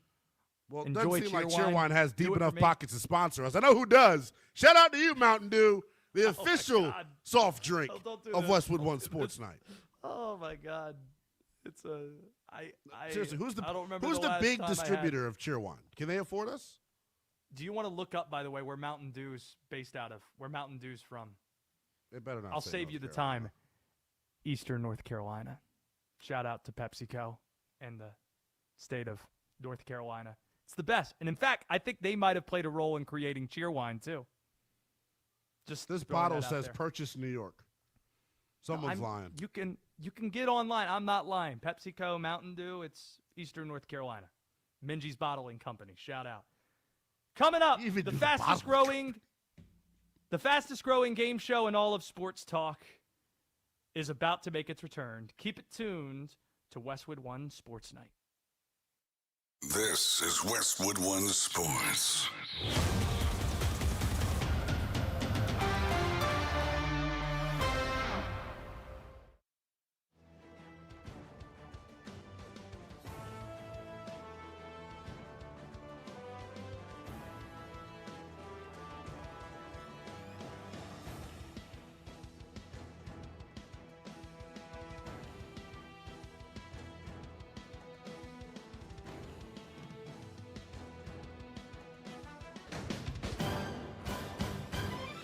At the tone, the broadcast will begin in 4 minutes, 30 seconds.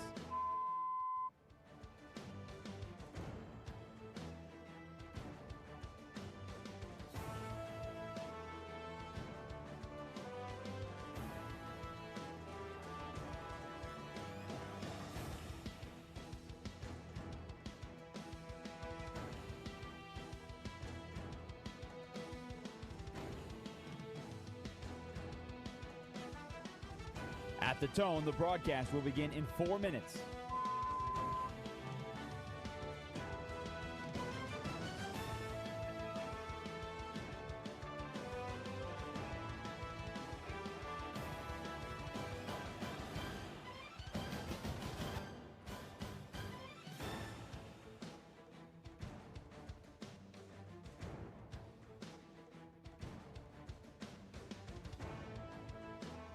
At the tone, the broadcast will begin in 3 minutes and 30 seconds.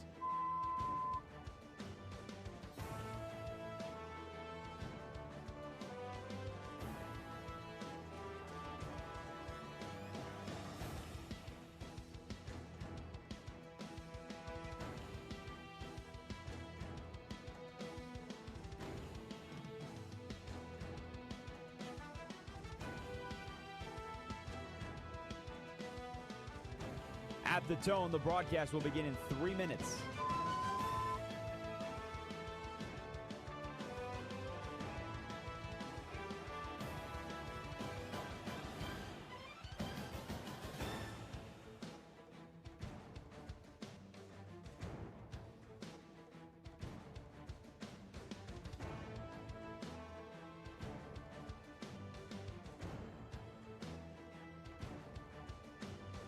At the tone, the broadcast will begin in 2 minutes, 30 seconds.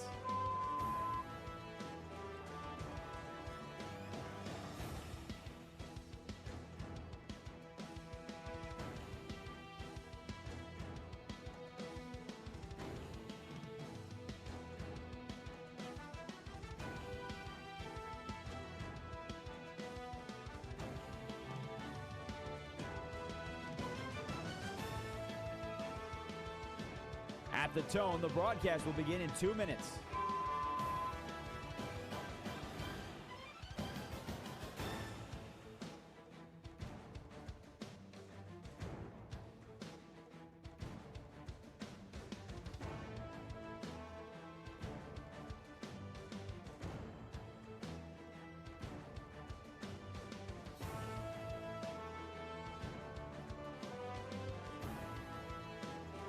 At the tone, the broadcast will begin in 1 minute, 30 seconds.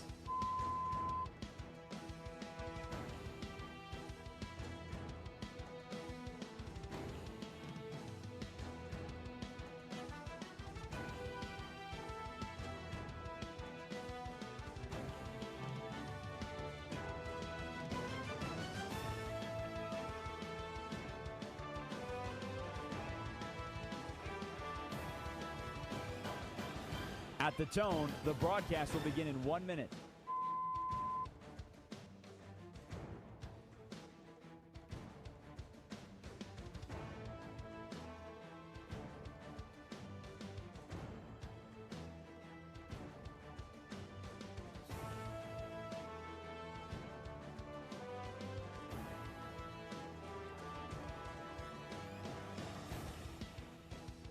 Stations, this is your final time check. At the tone, the broadcast will begin in 30 seconds.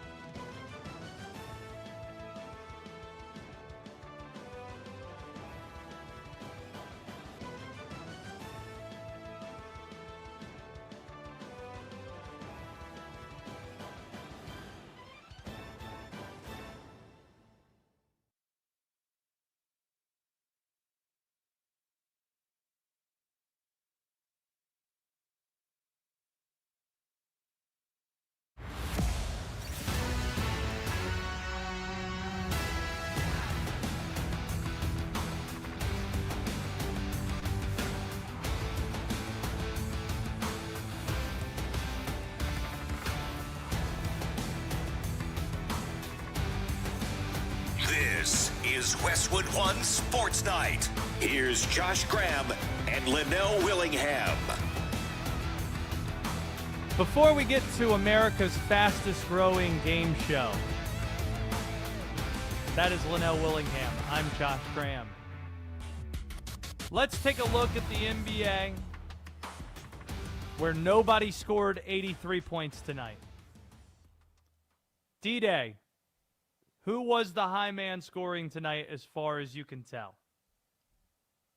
So we had multiple people score 35. Desmond Bain, 35. DeMar DeRozan had 39. But the high man belongs to one Kawhi Leonard, whose Clippers scored 153 points. Damn. And he had 45. Jeez. I guarantee you didn't Almost shoot 30 free throws. Let's go to James, who's in Georgia. 310-840-4910. He wants in on the association. James, go right ahead. Hey, Josh. Hope you're doing good. Linnell, too. Hey, what's going on, Thanks, man.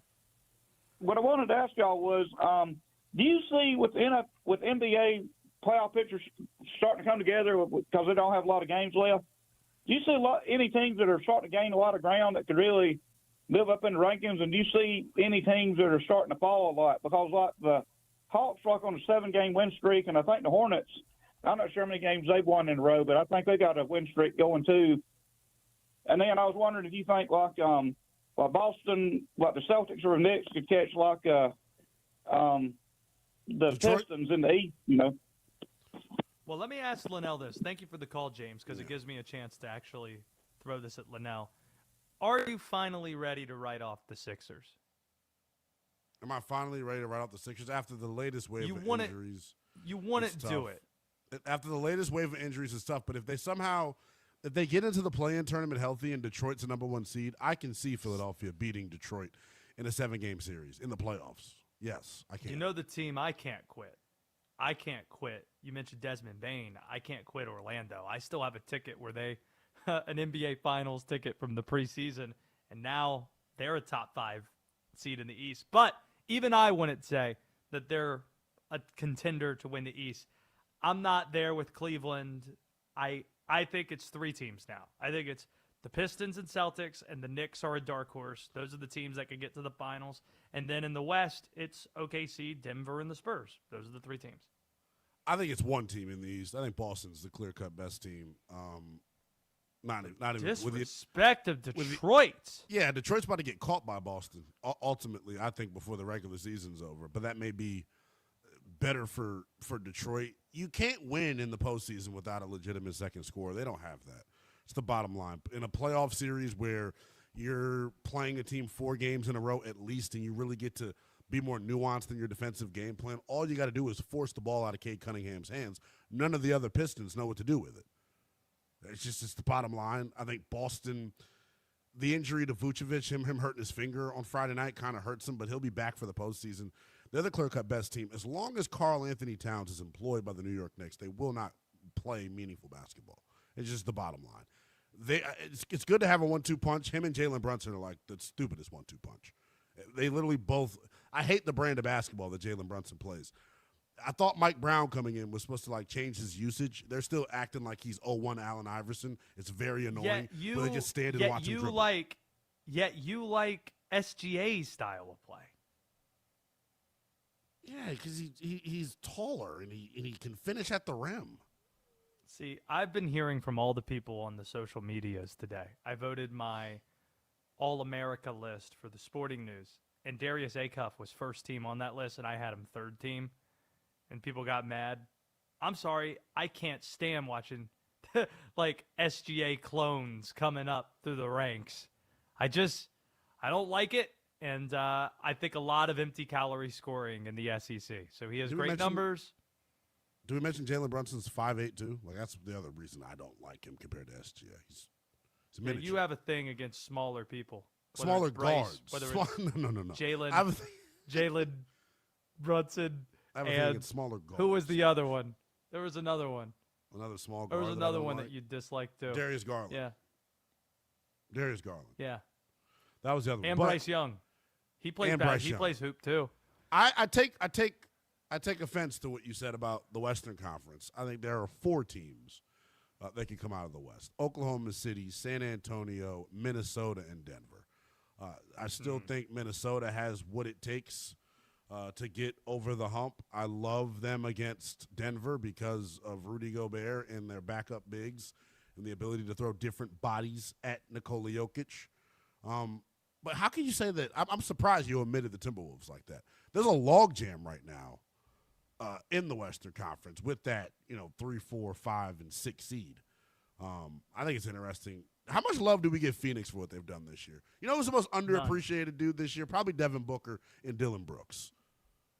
2 dudes that have really hooped this year for the Phoenix Suns. And D-Book, I love me some D-Book. I think he's so slept on. We never talk about him when we're having this American superstar conversation.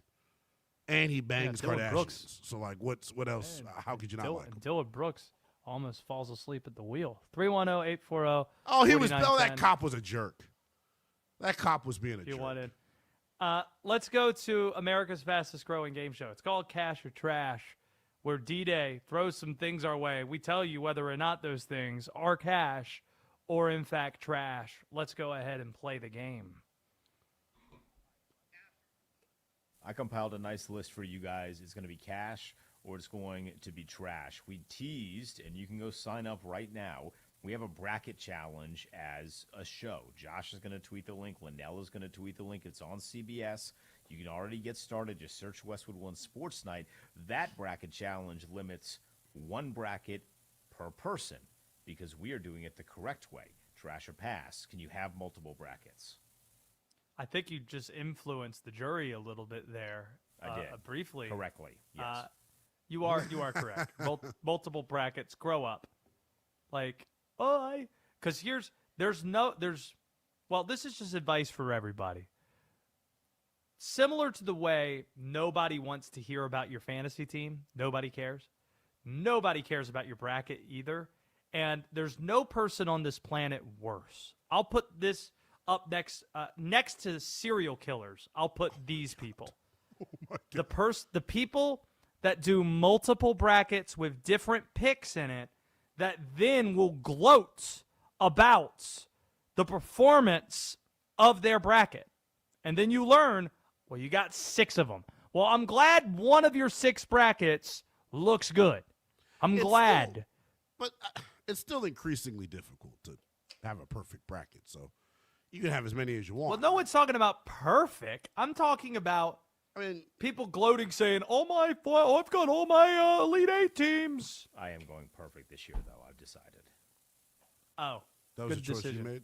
Yep. I just said, you know what? I'm gonna go perfect. Is Warren Buffett still offering $1 billion? You guys will not see me on that Tuesday show. It's gonna be gone. Yeah. I was gonna ask who Warren Buffett. One bracket. One bracket. That's the move. Do you agree, Linnell? I say 1.5. I have no problem. One bracket. But I'm a guy that, like, puts together 13, 14 leg parlays. So clearly, I don't mind multiple brackets. Like, it's just a part of it. It is what it is. I don't mind the gloating about the brackets. It doesn't move me one way or another. Is how I would put it. Graham's gambling coming up in less than an hour, by the way. And will you have multiple picks? Mm-hmm. All right, next, trash or cash? Daniel Jones' 2-year, $88 million contract extension with the Indianapolis Colts. Can I start this? Can I start this by actually pulling a Ryan Seacrest just for a second from American Idol and saying, find out in 10 minutes? Because I think me and Linnell should probably – I'd be willing to bet that me and Linnell are in lockstep agreement on this topic. But we'll find out Trash. in just a little bit. We didn't say trash or cash for the first one, so I'm officially going trash. Okay. Well, then I'm going to tease my pick. 10 minutes. You'll find out if I think it's, in fact, trash, even though he is from Duke. That might influence the jury. He's from Charlotte. He's from Duke. Just saying. Just throwing that out there. You just all North Carolina everything? Wait, hold on. I'm just throwing sorry. it out there. I got distracted somehow. Why did Denton make that comment? Can someone fill me back in? Give me up to speed here. I just said that Daniel Jones is from Charlotte Catholic High School and went to Duke. Oh, my gosh. Daniel Jones. Ugh. 10 minutes. We'll get back to that. What's the next one, cash or trash? Kyler Murray to the Minnesota Vikings, ? Trash or cash? Cash. So I've thought about this for several days now. I've thought about this for several days now.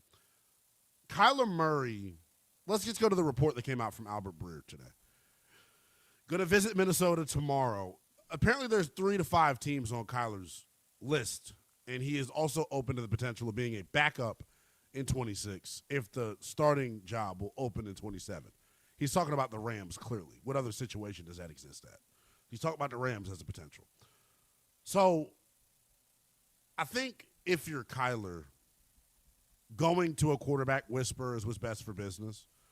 And the only 2 quarterback whisperers that will potentially have openings in 27 if you go there to be a backup is Sean McVay with the LA Rams, because Matthew Stafford eventually is going to hang it up and call it quits. Is there another Shanahan disciple out there, another quarterback whisperer out there that could be moving on from a starter? I'm not thinking about it off the top of my head. But I do know this. If he goes to Minnesota, sorry, leaders of the 9 Colt, he will not be – J.J. McCarthy will not be a starting quarterback in the NFL. He's lucky he's made it this far. I'll say trash just because I don't think it's a great fit for Kyler in terms of being guaranteed that you're going to play where you go. I'm not a huge J.J. McCarthy fan, but I do think that they've invested in J.J., so if you're Kyler, go to a place where they don't have investment in a quarterback. And then I also don't think it's great for Minnesota either to bail this soon on a guy you've invested that much in. And I think the most recent Super Bowl champions are an example of that. And the Vikings were the team that bailed on that quarterback too soon and are still facing the ramifications of doing so. So you made the decision. You go follow through with it. Does J.J. McCarthy have, like, nudes of you or something? Why are you standing so hard for J.J. McCarthy? I just said I wasn't standing for J.J. McCarthy. And you're saying if Kyler goes there, he wouldn't be the presumptive I don't starter? have to answer your questions, Linnell. This is cash or trash, and D-Day's throwing the questions my way, not you. I don't have to answer to you, youngest in charge. Someone whip me. No. Yeah, you're right, don't. No, we like that. Well, my next was going to be better than my cousin whipping me, Josh. I wasn't ready for that. I wasn't ready for that. Was going to be J.J. McCarthy because there's a tie in between the two of them. If you're no, Kyler, it's J.J. McCarthy. Yeah, trash or cat because he feels like. I mean, you could pencil in all of them if you want to do J.J. McCarthy Michael Penix and Anthony Richardson, the guys that have been drafted highly in recent years that seemingly don't have a lot of security. Well, I'm not gonna succumb to the rules to this game. I'm gonna pull an Adam Abdallah, who is the master riding the fence during Bleck and Abdallah, and I'm gonna say I don't know. He might be trash. He might be cash. I don't know. Is that? I don't did know Adam the Abdallah answer. pull that in the segment where you asked him a question? He said, "I don't know." Let me Correct. find out. That is he how rides Adam the Abdallah fence. is rolling. He rides the fence, and you know what, Adam Abdallah, I'm gonna do like the same way you shoot on a trash can and you say Kobe, or if you're a Washington Wizards fan and you're paying homage to Gilbert Arenas, Hibachi. For those who know, I'm paying homage to Adam Abdallah and doing the radio equivalent and saying, Adam Abdallah, I don't know. We should. I hope their show gets handled on this audio because this could be the start of something magical. But, I don't know. I'll say this: Denton brought up all the collection of misfit toys, failed first rounders. J.J. McCarthy's the one I believe in the least. I think we started being a lot more kind towards J.J. McCarthy in his situation once we found out he was giving pizza to the homeless. And, that does not influence whether or not I think you're a good quarterback or not. He meditates. I don't know if you know that. It was only brought up 80,000 times in his draft process. He just Is that looks it for like cash or trash? Okay, We have we're just Bam's going to keep 83-point dumping. game, We're but going to I make don't- this I don't want whole any more I don't segment knows. about J.J. McCarthy now. We have. Did you hear him or did you hear Denton, Josh? No. What do you say? We got Bam's 83-point game, but I need a conclusive trash or pass. No more I don't knows. Cash. 100% cash. It's history. It's significant.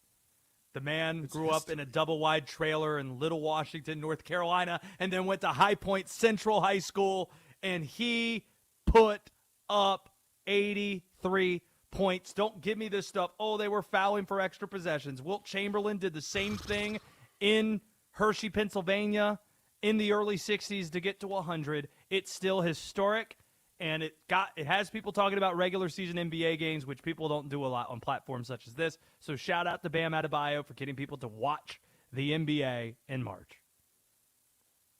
Pat Riley said postgame, I would have taken you out when you had 70. He should have been taken out of the game. You're up by a bajillion, Miami. I can't believe, I'm actually surprised that this is the side of the fence that you're on. I did not, anybody that, I don't know. I don't even want to make overarching statements about folks that like what happened last night. It was just disgusting. It was another example as to why the regular season in the NBA needs to be shortened. Josh, I'll pay you. Look at the camera. Lock eyes with me right now. If you can name someone that played last night outside of the dunk contest guy and Jaime Jaquez, name a player on the Heat and Kelly Ware, who I don't think played last night. Name me a player on the Heat that played with Bam last night. No, you can't say Jaime Jaquez. You can't say the dunk contest guy. You probably don't even remember his name anymore. And Kelly Ware didn't play. Khalil Ware didn't play. Did Tyler Hero play last night? No. He did not. Oh. I don't we know. Can't go to break. We can't go to break, guys, until Josh Graham can name us a player from the Heat that played with Bam last night, not named Jaime Jaquez. It was great. Where last night I was sitting at the game. You're wearing glasses. Know that. I was sitting at the ACC tournament last night. My guy Steve Forbes just won a game, finished up things at Wake. They won a game, and he's walking off the podium. I said, "Do you want to know what Bam Adebayo just did tonight?" He's like, "What's that?" 83. And I hear behind the curtain, like beyond the press conference room, some what? And it was 3 of his players who just popped out like, "Did you just say Bam Adebayo scored 83 points?" I'm like, "Yeah, that's exactly what I said." A Duke player played last night. For the Heat? For the Heat. Oh, Denton. I mean, you just gave him the answer then. Testing it makes it even worse. There's so many Duke guys in the league. So many Duke guys that are in the league. I thought you followed all of them. Tyus Jones, does he play there, or Trey Jones? One of the two? It was not a Jones. Can't even keep up with the Justice Joneses. Winslow's not in the league anymore. I don't know. No way you just I don't know pulled Justice Winslow. Oh, God. I was thinking that just shows you how Duke guys who played for the ridiculous it Heat. is. Duke guys who played for the Heat. I don't know. Who's the Duke guy who played for the Heat? Tell me. He's a DMV native, Trevor Keels. Ah, Trevor Keels. He played one singular minute. 1 minute last night. He couldn't get in a beatdown where Bam Adebayo had 83. There was Daniel a Big Jones. 10. Oh, okay, I was going to give you a chance to answer. There's a Big Ten. Former Big Ten there's center another. that played. Former Big Ten center that was freakishly tall. His team currently one of the best 4 in the country.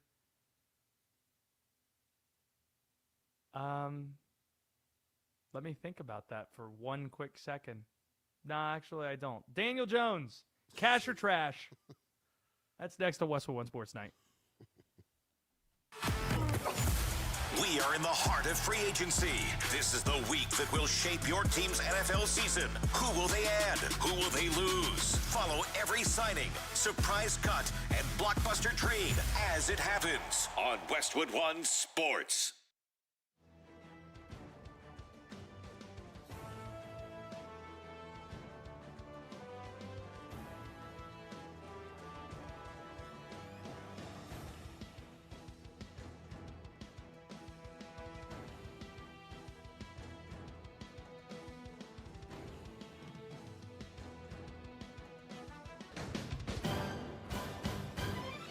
At the tone, the broadcast will begin in 4 minutes, 30 seconds.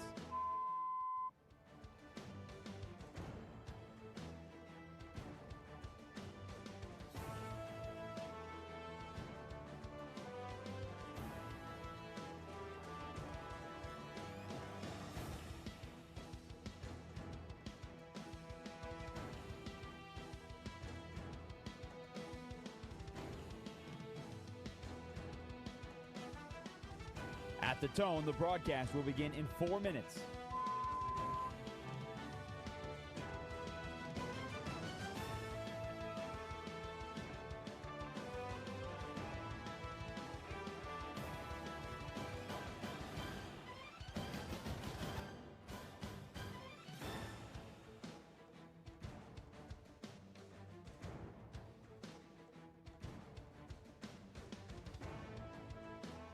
At the tone, the broadcast will begin in 3 minutes and 30 seconds.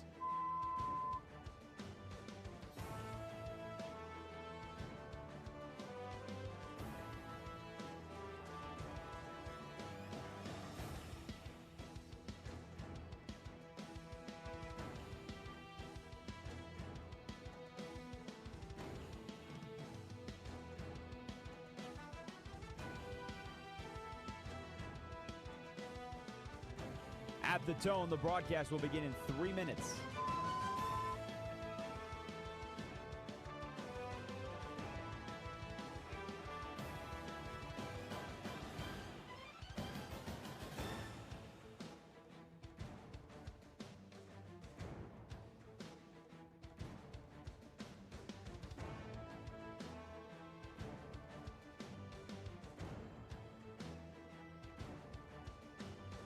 At the tone, the broadcast will begin in 2 minutes, 30 seconds.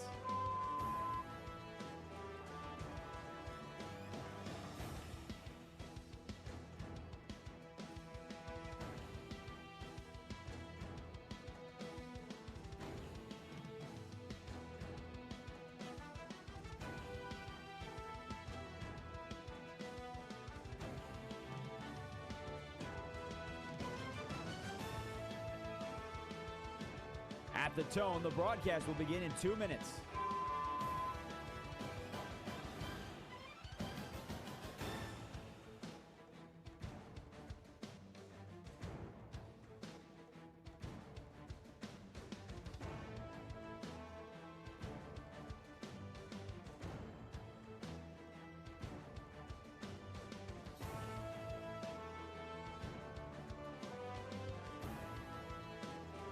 At the tone, the broadcast will begin in 1 minute, 30 seconds.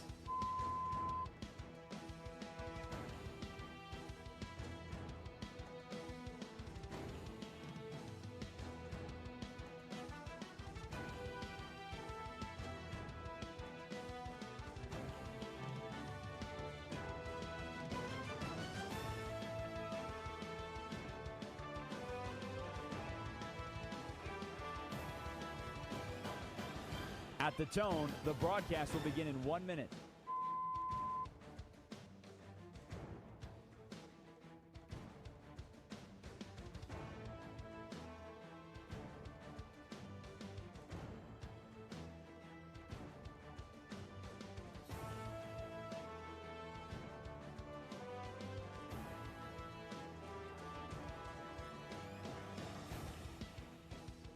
Stations, this is your final time check. At the tone, the broadcast will begin in 30 seconds.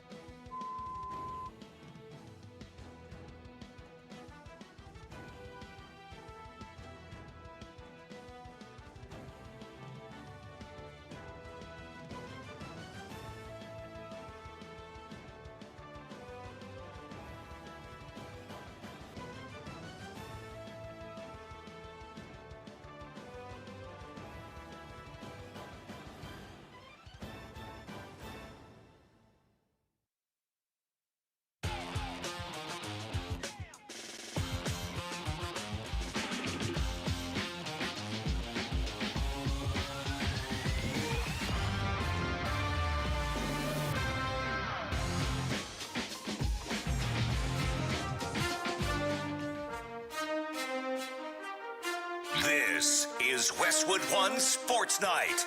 Here's Josh Graham and Linnell Willingham. Without further ado, Daniel Jones, cash or trash. Linnell Willingham's over there. I'm Josh Graham. The Colts' unbridled belief in Daniel Jones is inspiring in a way. It's jaw-dropping in many others. In fact, Linnell, Oliver, I don't know if you're single yet, if you're still seeking your significant other. I know Linnell is. If I could give you this piece of advice, I'd say find you somebody that looks at you the way Colts GM Chris Ballard looks at Daniel Jones.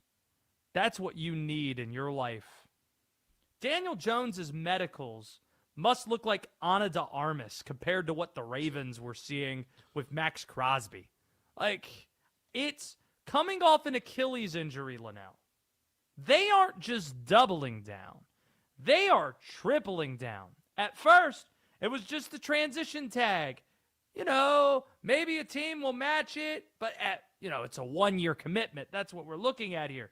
Now it's 2 years. And you're not talking about just $37 million devoted now. It's an average annual value of $44 million. And I know what you're thinking, Cap Guru nerds. Oh, just look at the guaranteed money. Fine, $50 million guaranteed that you just committed to Daniel freaking Jones.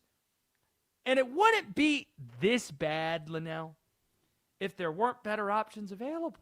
Kyler Murray would have been a match made in heaven, perfect fit for Indy. Prove it year, uber talented. He wants to win right now. The Colts are trying to win right now. Dome Stadium. That would have been a perfect place for him to be. Malik Willis would have been a better option. In fact, Malik Willis is kind of in a similar place that Daniel Jones was in last year, where it's like small sample size good, mid-20s, 26, 27. Hey, prove it, dog. But he's not coming off an Achilles. And then, I would have taken Aaron Rodgers overtaking Daniel Jones on the short term. Maybe even Geno Smith. I'm staggered by this, and it's going to end up crippling the Colts because they are all in. They're not in a position to tank. The Jets own not just their first-round pick this year, but they own next year's first-round pick too. And there's a case that to like every other team in that division more than liking the Indianapolis Colts. Especially, just bad news left and right. Trey Hendrickson was supposed to sign with Indy until the Max Crosby deal fell apart. So it's hard to like anything that Indy's doing right now, right? They're stupid. Flush the entire organization down the toilet. They should be exiled to play in the USFL. The thought...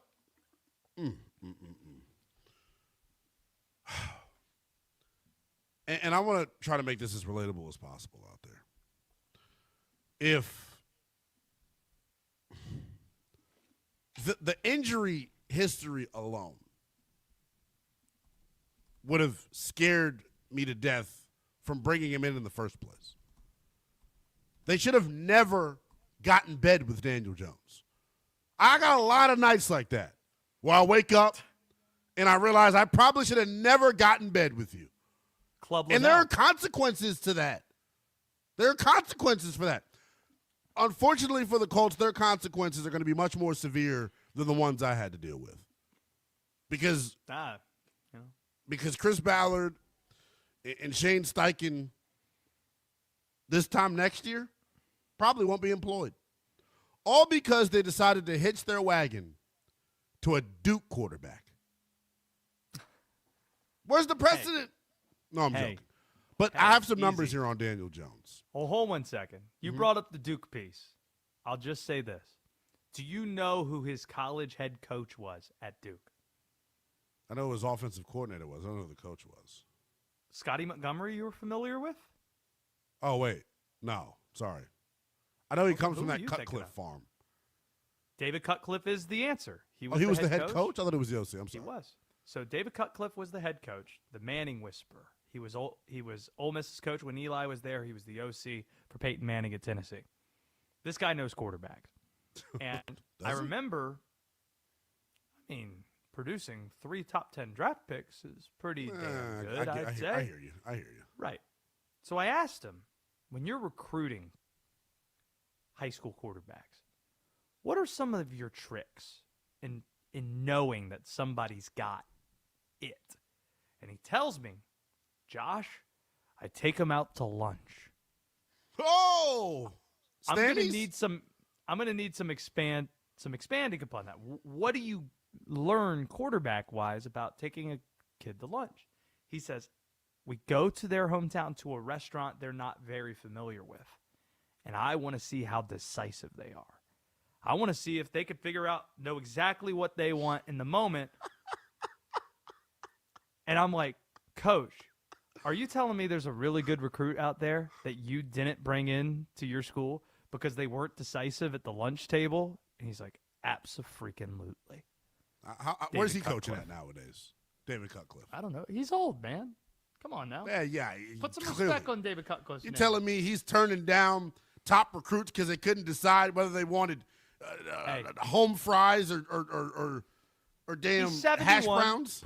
Put some respect on the man. Peyton Manning and Eli Manning swear by this guy. He'd come back. They'd come to Durham every year, throw around. They love David Cutcliffe. The Mannings also swore by Daniel Jones, and look where that's going to get him. I think the backing of the Mannings. Still generationally rich with a degree at Duke. Yeah, the guy did okay. Yeah, but he screwed 2 NFL franchises, the Giants and the Colts, who thought he was an answer at quarterback. Clearly he's not. He's played in 7 seasons in the NFL. This is the number one reason I wouldn't sign him. In his 7 seasons in the NFL, he has played 14 or more games twice, 2020 and 2022. Do you realize he just signed for $50 million guaranteed, and he's never thrown for over 3,400 yards, Josh Graham? Do you understand how ridiculous that is? I don't know what the NFL has, and it's going to get me going down a rabbit hole I probably shouldn't go down on this show. But damn, how many chances is Daniel freaking Jones going to get? How many chances is Daniel Jones going to get? The Colts are the stupidest franchise in the NFL. The decision to give up on Anthony Richardson, I think, is where they first screwed up. Wait a minute. You bail on J.J. McCarthy, but you're not going to bail on Anthony Richardson? J.J. McCarthy's 6'2", and got a noodle arm. It's what do you have against shorter people? I'm doing a bit.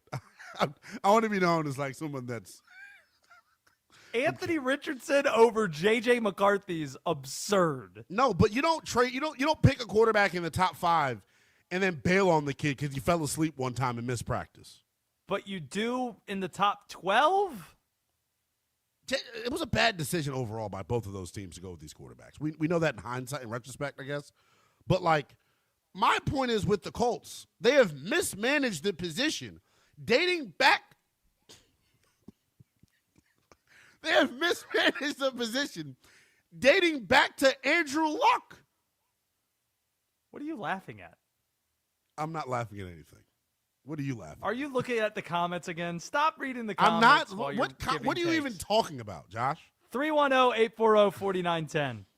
You would not have done well if David Cutcliffe took you to lunch. You wouldn't be on task. You wouldn't be focused, and you want to order your meal. You wouldn't be decisive. You'd be looking at 6 or 7 different options, and you wouldn't be playing quarterback at Duke. Let's go to Corey, who's in Baltimore. Corey, where are you at on Daniel Jones? I'm glad y'all tagged me in. David Cutcliffe is the lunch lady down at Duke's facility right now. Hell with David Cutcliffe. I couldn't agree with you more, man. I couldn't agree with you more. But Anthony Richardson over J.J. McCarthy, I say they're a tie. For the simple fact that both of them needed veteran guidance to actually see how to play that position.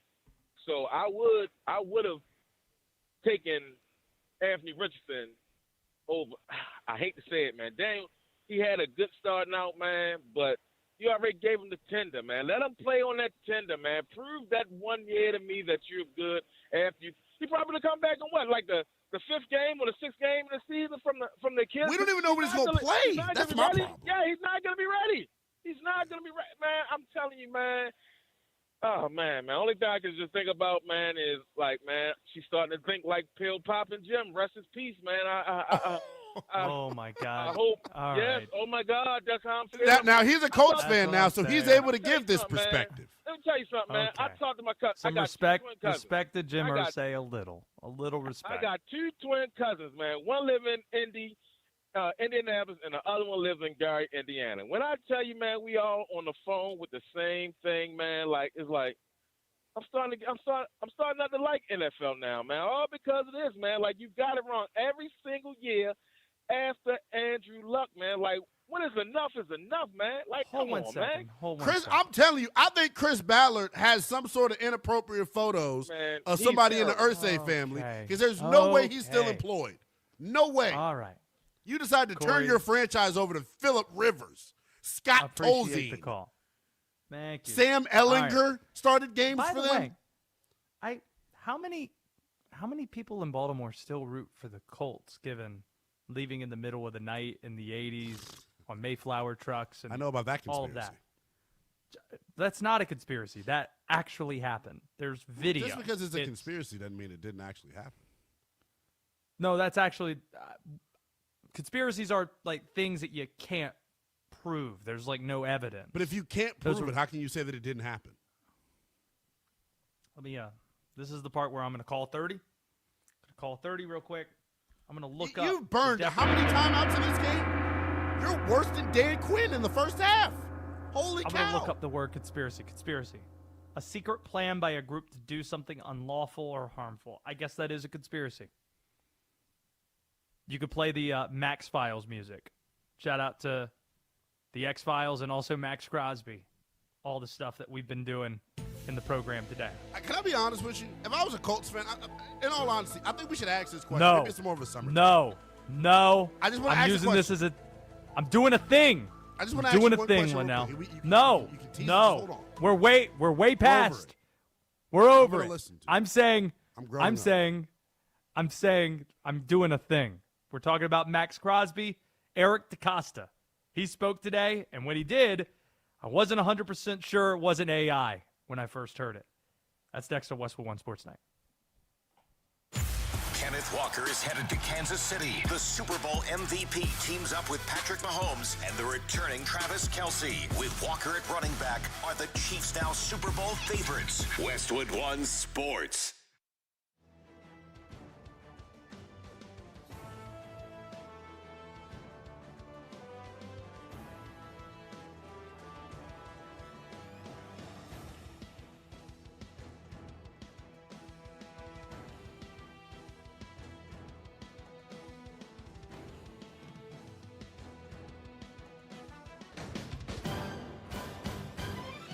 At the tone, the broadcast will begin in 4 minutes, 30 seconds.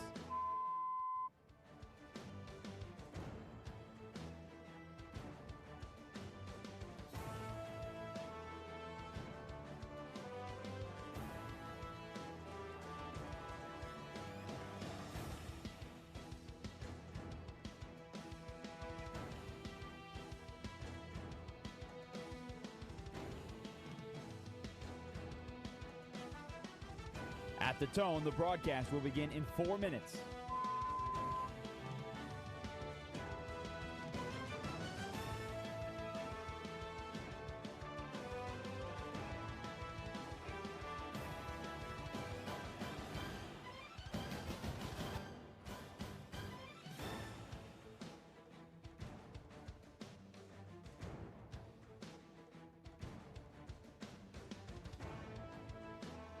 At the tone, the broadcast will begin in 3 minutes and 30 seconds.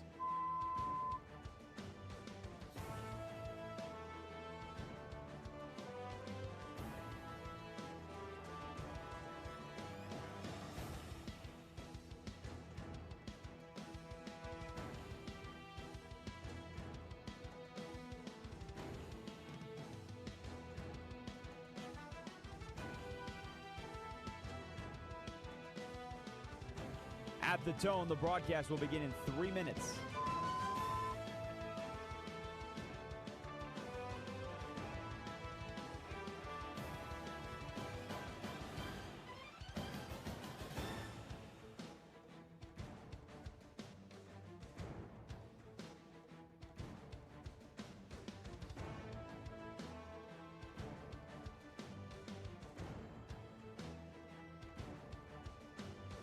At the tone, the broadcast will begin in 2 minutes, 30 seconds.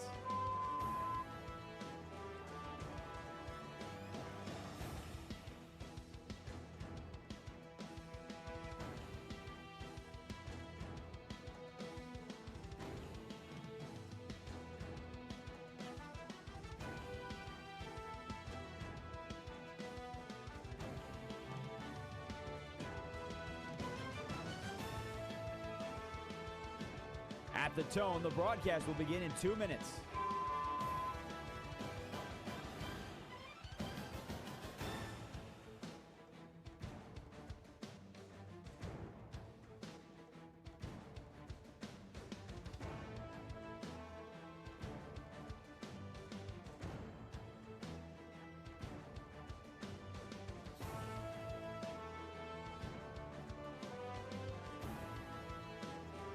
At the tone, the broadcast will begin in 1 minute, 30 seconds.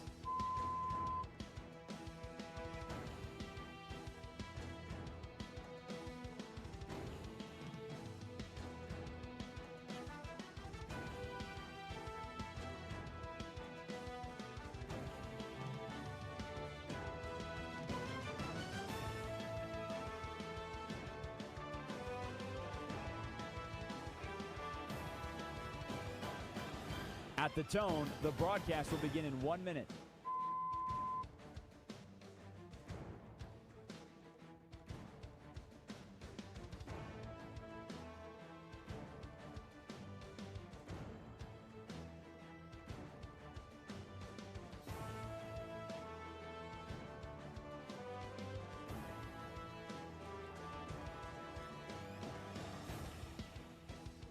Stations, this is your final time check. At the tone, the broadcast will begin in 30 seconds.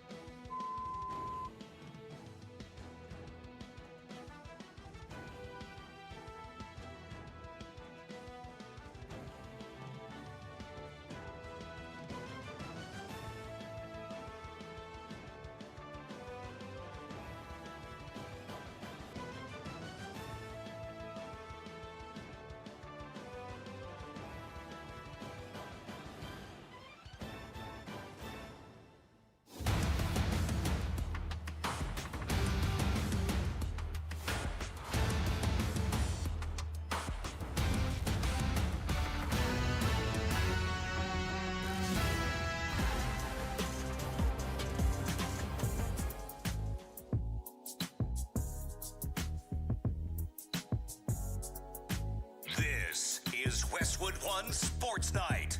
Here's Josh Graham and Linnell Willingham.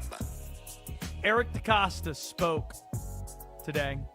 That's Linnell Willingham. I'm Josh Graham. But before we get to that sound, I rudely interrupted Linnell when he wanted to ask me a question.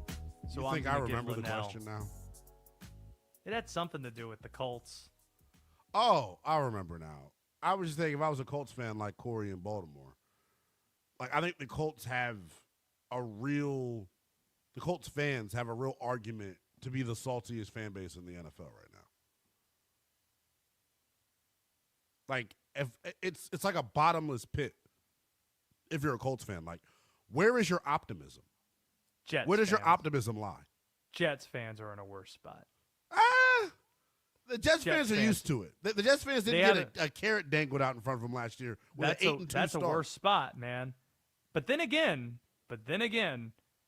if Daniel Jones is awful this year or not healthy, and the Colts are the worst team in the league, let's say hypothetically, who gets that number 1 pick? That would be the New York Jets. What exactly? So the Colts, exactly. Even if you suck this year, like, there's no light at the end of the tunnel. I'm so disappointed, man. I don't know what. Do Chris Ballard and company, like, do they follow the NFL news cycle? Why would you lock yourself into Daniel Jones like there was some super crazy market for him out there? Cleveland Browns are in a pretty bad place. Did you see what they've done in free agency so far? They have revamped their offensive line and got coach, 4 Shador out of 5 Sanders new is your starters. quarterback.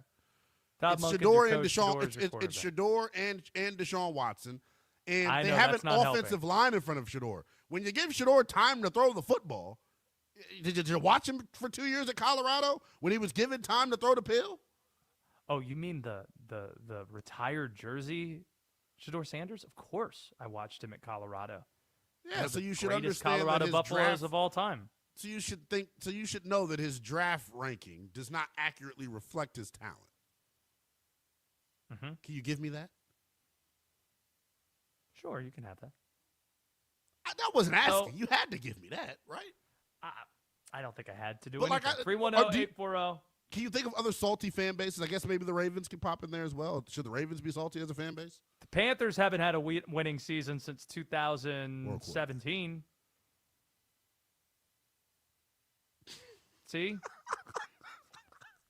We have guys in North Carolina. David writing in. Bryce is garbage. Well, that's why I said or a quarterback since 2017. So, just saying. Well, Cam Newton was on the team. He's not a quarterback. No, I'm saying you haven't had one since 2017. What you guys, Bryce Young is like cosplaying a quarterback. He's like, you Bryce keep Young saying is like, you guys. That's the part that bothers me. As if it bothers me that the Panthers aren't good. I'm not doing it to try to bother you. It's just the reality of the situation. And now you can't, because I'm ragging on your.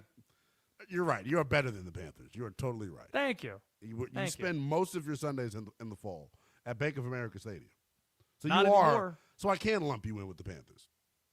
Westwood One Sports, But like, I will not Bryce be spending Young, most of my can I just keep going Sundays on Bryce anymore. Young real quick? Just give me 2 minutes. 1 minute. He cosplays. Bryce Young is like, you know, in basketball movies, those bad basketball scenes where like they have a bunch of guys on the floor that you clearly know aren't real basketball players. That's how I feel watching Bryce Young play quarterback. We all know he's not a real quarterback. We all know he's not even a real NFL player. It's just he's the Panthers quarterback. Like, the Panthers should be you know what? I have a new vote. Maybe the Panthers should be the saltiest fan base. You went out and acquired the top linebacker on the market and the top edge rusher on the market, and nobody believes in you. Why? I do. Why? Because you have a thimble at quarterback. You have an Favorites action in the figure. NFC South. They're going to win the NFC South, just like they did this past year. So they're not the answer to the question for me. If you want to watch the worst basketball scene in the history of film, to the point where it's so entertaining how bad it is, just type in bad basketball Disney double teamed. The movie's called Oh my God, Double Team. I've seen Double Team. Then you know the clip. It's maybe the worst basketball scene of all time. You could check it out if you haven't. Disney's got some classics. Checked it out. Let's go to Eric DeCosta. Eric DeCosta, I had to double check and make sure this wasn't AI. I couldn't believe it the first time I heard this clip. Eric DeCosta talking about how difficult it was to get out of the Max Crosby trade. Nobody's more upset about this than me. Gutted by it, actually. And so a big regret for me. But we will move on as a football team, and I think there's many opportunities for us to grow as a team, to become a better team, to build a roster, and to be the team that we want to be. Nobody is more upset by this. Not Mark Davis and John Spytek. Certainly not Max Crosby. Have you seen his X page? He's fired up to be a Raider. Nobody's more upset and gutted the way that Eric DeCosta is. And as he said there, as if he's the victim, yes, they need to find a way to move on. I wonder if they're going to be able to do that. Oh, wait, they signed Trey Hendrickson. First headline of the day this morning. Think they moved on just fine. It would seem. I do too. They're doing very well post-breakup. Oh, wait, I'm sorry, guys. Can I just – Max Crosby's going to be a Raider all year and for the rest of his career. We only saw the Twitter post. He then went on the gram and gave you 3 photos. First of which in a Raider uniform. Second of which, Michael Jordan smoking a cigar. Third of which, quote, so many assume, so little know. Caption, everything happens for a reason. Believe nothing you hear and half of what you see. I'm a Raider. Run that bleep back. He's gonna be a Raider. I don't believe it. Can we make a show bet? I'm always What's the down show for bet? hijinks and show bets. Sure. I think Max Crosby will be a member of the Las Vegas Raiders come week 1. And I think he will remain a Raider for the entirety of the season. But I'm only going to bet on week 1. Do you think Max Crosby is a Raider week 1? I honestly don't have super strong conviction. You might be right. I just don't believe what Max is saying, though. Has he ever lied to you? Saying. Has Giannis ever lied to you? Why are you comparing Max Crosby to Giannis? Because that's two an different exact situation. An exact One situation guy, we just saw. I don't. Guy I don't wanted think it's the a guy exact wanted to be situation. mooed, and then he posted on social media about it. That's why it's similar. In reality, do you actually mean what you're saying? You think the Giannis situation is comparable? Has Max Crosby ever gone out and called out his teammates in the public eye the way that Giannis has? Has Max Crosby Super been Bowl? doing this bit? He's been doing this bit for 4 years. Talk about Giannis wanting to get traded or not get traded. The Max Crosby thing's been going on forever. The last 6 months, it's been a while. You're comparing 6 Feels like months it. to 3 seasons, though. Yeah, I also think Giannis won a title. I don't think that. I think that makes him more inclined to want to leave because he feels like his business is done there. With Max, I feel like he thinks he owes something to Vegas. All of the conversation about Max no longer being a Raider was never started by Max Crosby. The Giannis rumors were started by Giannis. The Max Crosby rumors weren't. This was us as media people doing the bit that we do. Oh, we don't want him to. We don't want him to be there in a losing situation. You think Max Crosby was like, rats, this sucks. I'm a Raven now. This is terrible. He gave a 13-minute. That's how you know you really love somebody. He gave a 13-minute video montage instead of Kyler Murray, who typed into ChatGPT to get his goodbye letter for the Cardinals, who took him 1-1 overall. Or watching 13 minutes. No one's doing that. I watched the first 60 seconds. Okay, thank you. You got me. I don't want to lie. Oh, shout out to the potato people. Idaho just punched their ticket to the dance. That just went down.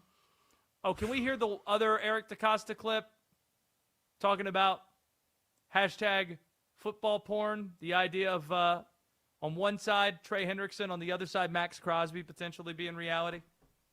We came to a point probably after we lost Tyler where, as we're trying to find the best way for us to get better as a football team, Trey kind of made a lot of sense as a possible guy to look at. So we started some discussions with he and his agent, thinking that, potentially we'd have 2 pass rushers on the defensive line on both sides of the line.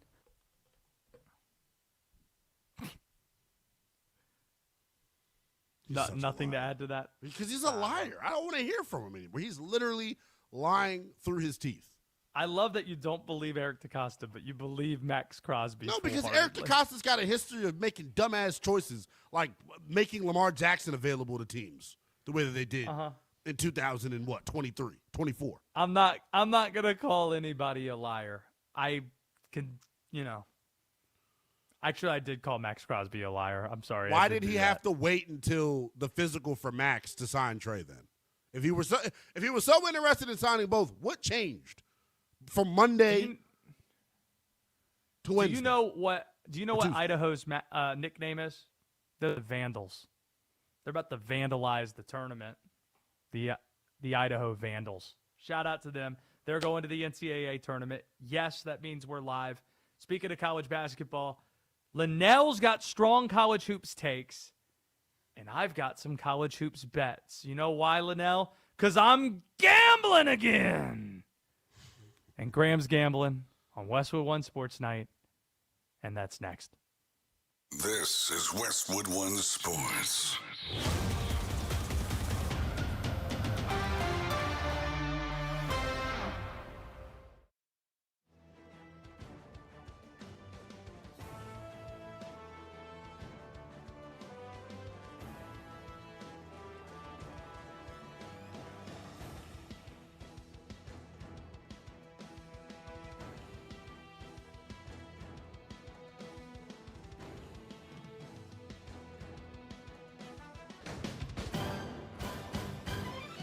At the tone, the broadcast will begin in 4 minutes, 30 seconds.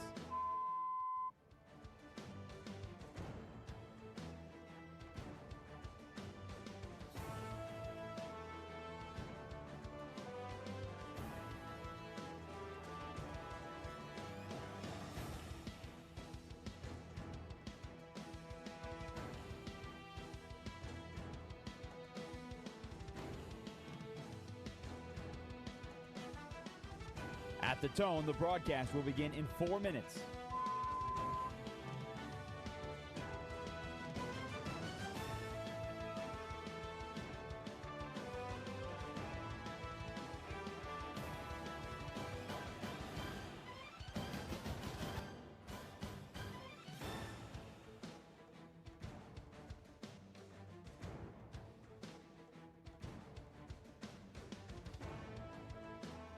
At the tone, the broadcast will be in 3 minutes and 30 seconds.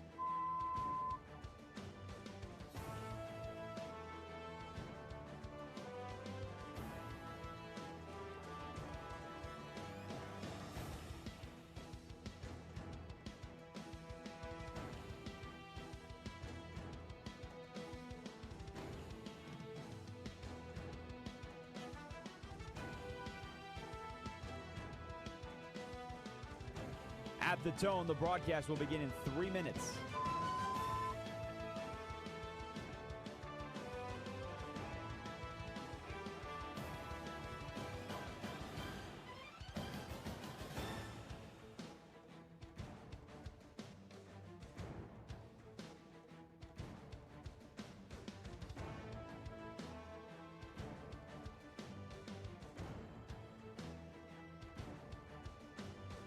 At the tone, the broadcast will begin in 2 minutes, 30 seconds.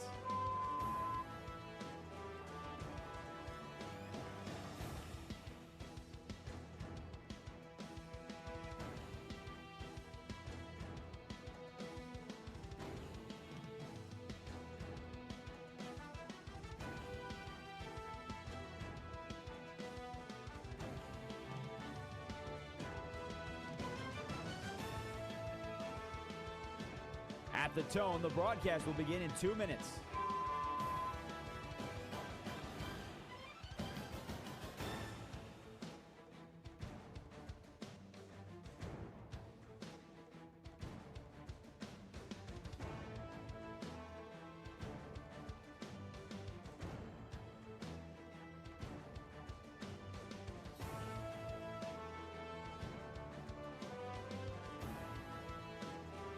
At the tone, the broadcast will begin in 1 minute, 30 seconds.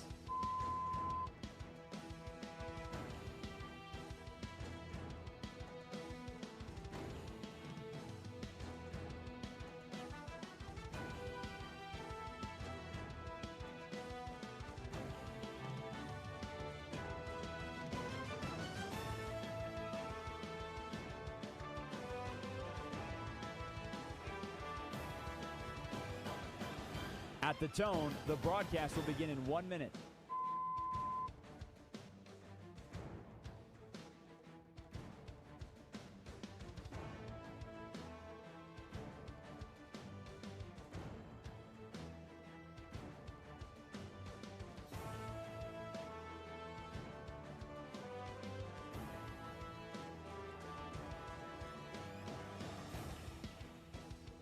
Stations, this is your final time check. At the tone, the broadcast will begin in 30 seconds.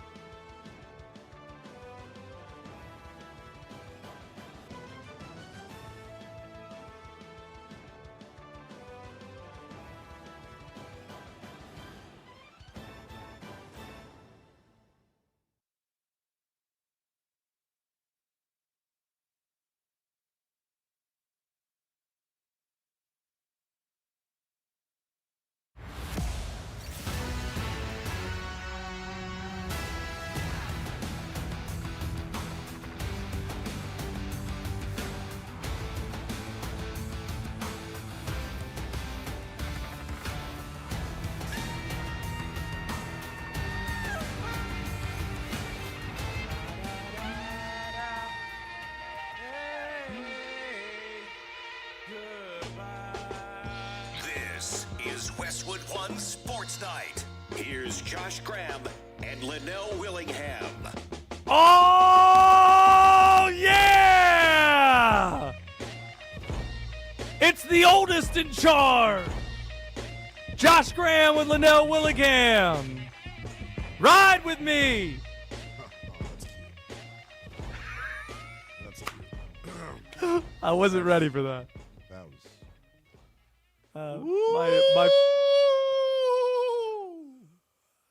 My 16-month-old is about to wake up at that.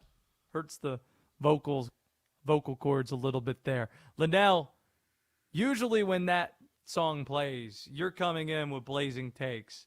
And before I hand out bets in Graham's Gambling, you rightfully need to wield a blowtorch in the direction of your beloved Big 12 basketball conference. Which is the best basketball conference in America. Let's not deny the fact of that at all. Yeah. But settle down with that. Well, we'll see come Settle down. later this month and early next month. But the national title winner will come out of the Big 12. But the Big 12, I got a bone to pick with the Big 12. They made a big blunder. A.J. DeBonsa not being the Big 12 Conference Player of the Year is probably the biggest snub in sports in recent memory. Honestly, like really think. Let's think long and hard about that. Josh, you're like our resident encyclopedia here on the show. So really think long and hard about that. In response to him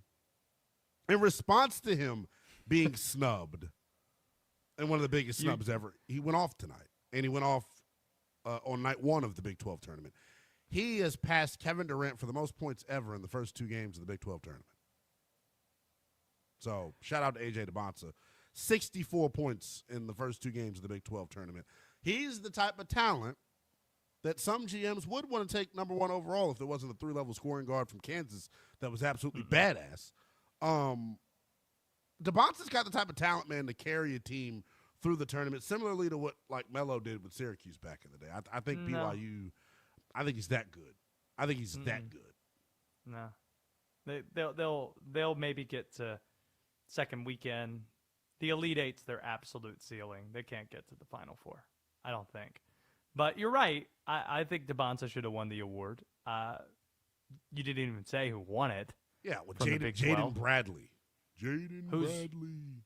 Great player on the best team, but he's probably not even the best player on his own team because Braden Burries averages 16 a game.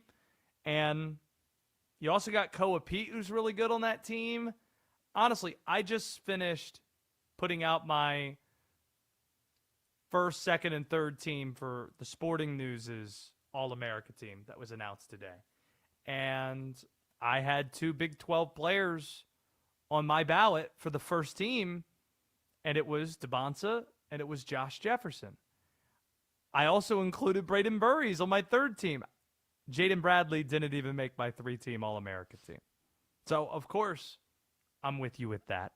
Of course, but how does something like this happen? Ah, well. What's the logic behind it? Jaden Bradley's a fun player to watch. He's been Is it around. Is it because he's an upperclassman? It's because there's more familiarity with him, sure. But DeBonta more people led the nation in scoring, Josh. No, I'm saying that some people might vote based on the fact that Arizona was the best team in the conference. Okay, and that's what DeBonta, to his credit, kind of said to the Field of 68. It was like, yeah, he was asked about the stuff. He was like, I'm okay because we didn't win enough games. But the hell with that, AJ. AJ DeBonta, snubbed there. I have some bets to hand out that we'll do right now because I'm gambling again. It's time for Graham's Gambling. Let's make some money. Betting what I know, Linnell. Yeah. It's a good rule of thumb. ACC tournament. I have my finger on the pulse. I've been up since 8 this morning, Eastern time. No big deal. Catching a couple of games in the afternoon in Charlotte, riding back to Winston-Salem, where I reside right now. We'll be doing Saturday's show back at the Spectrum Center, home of the Hornets, ahead of the ACC Championship. Excited for that. But I'm going to place 3 bets. There are 4 games being played in Charlotte tomorrow, and I'm going to place bets on 3 of them.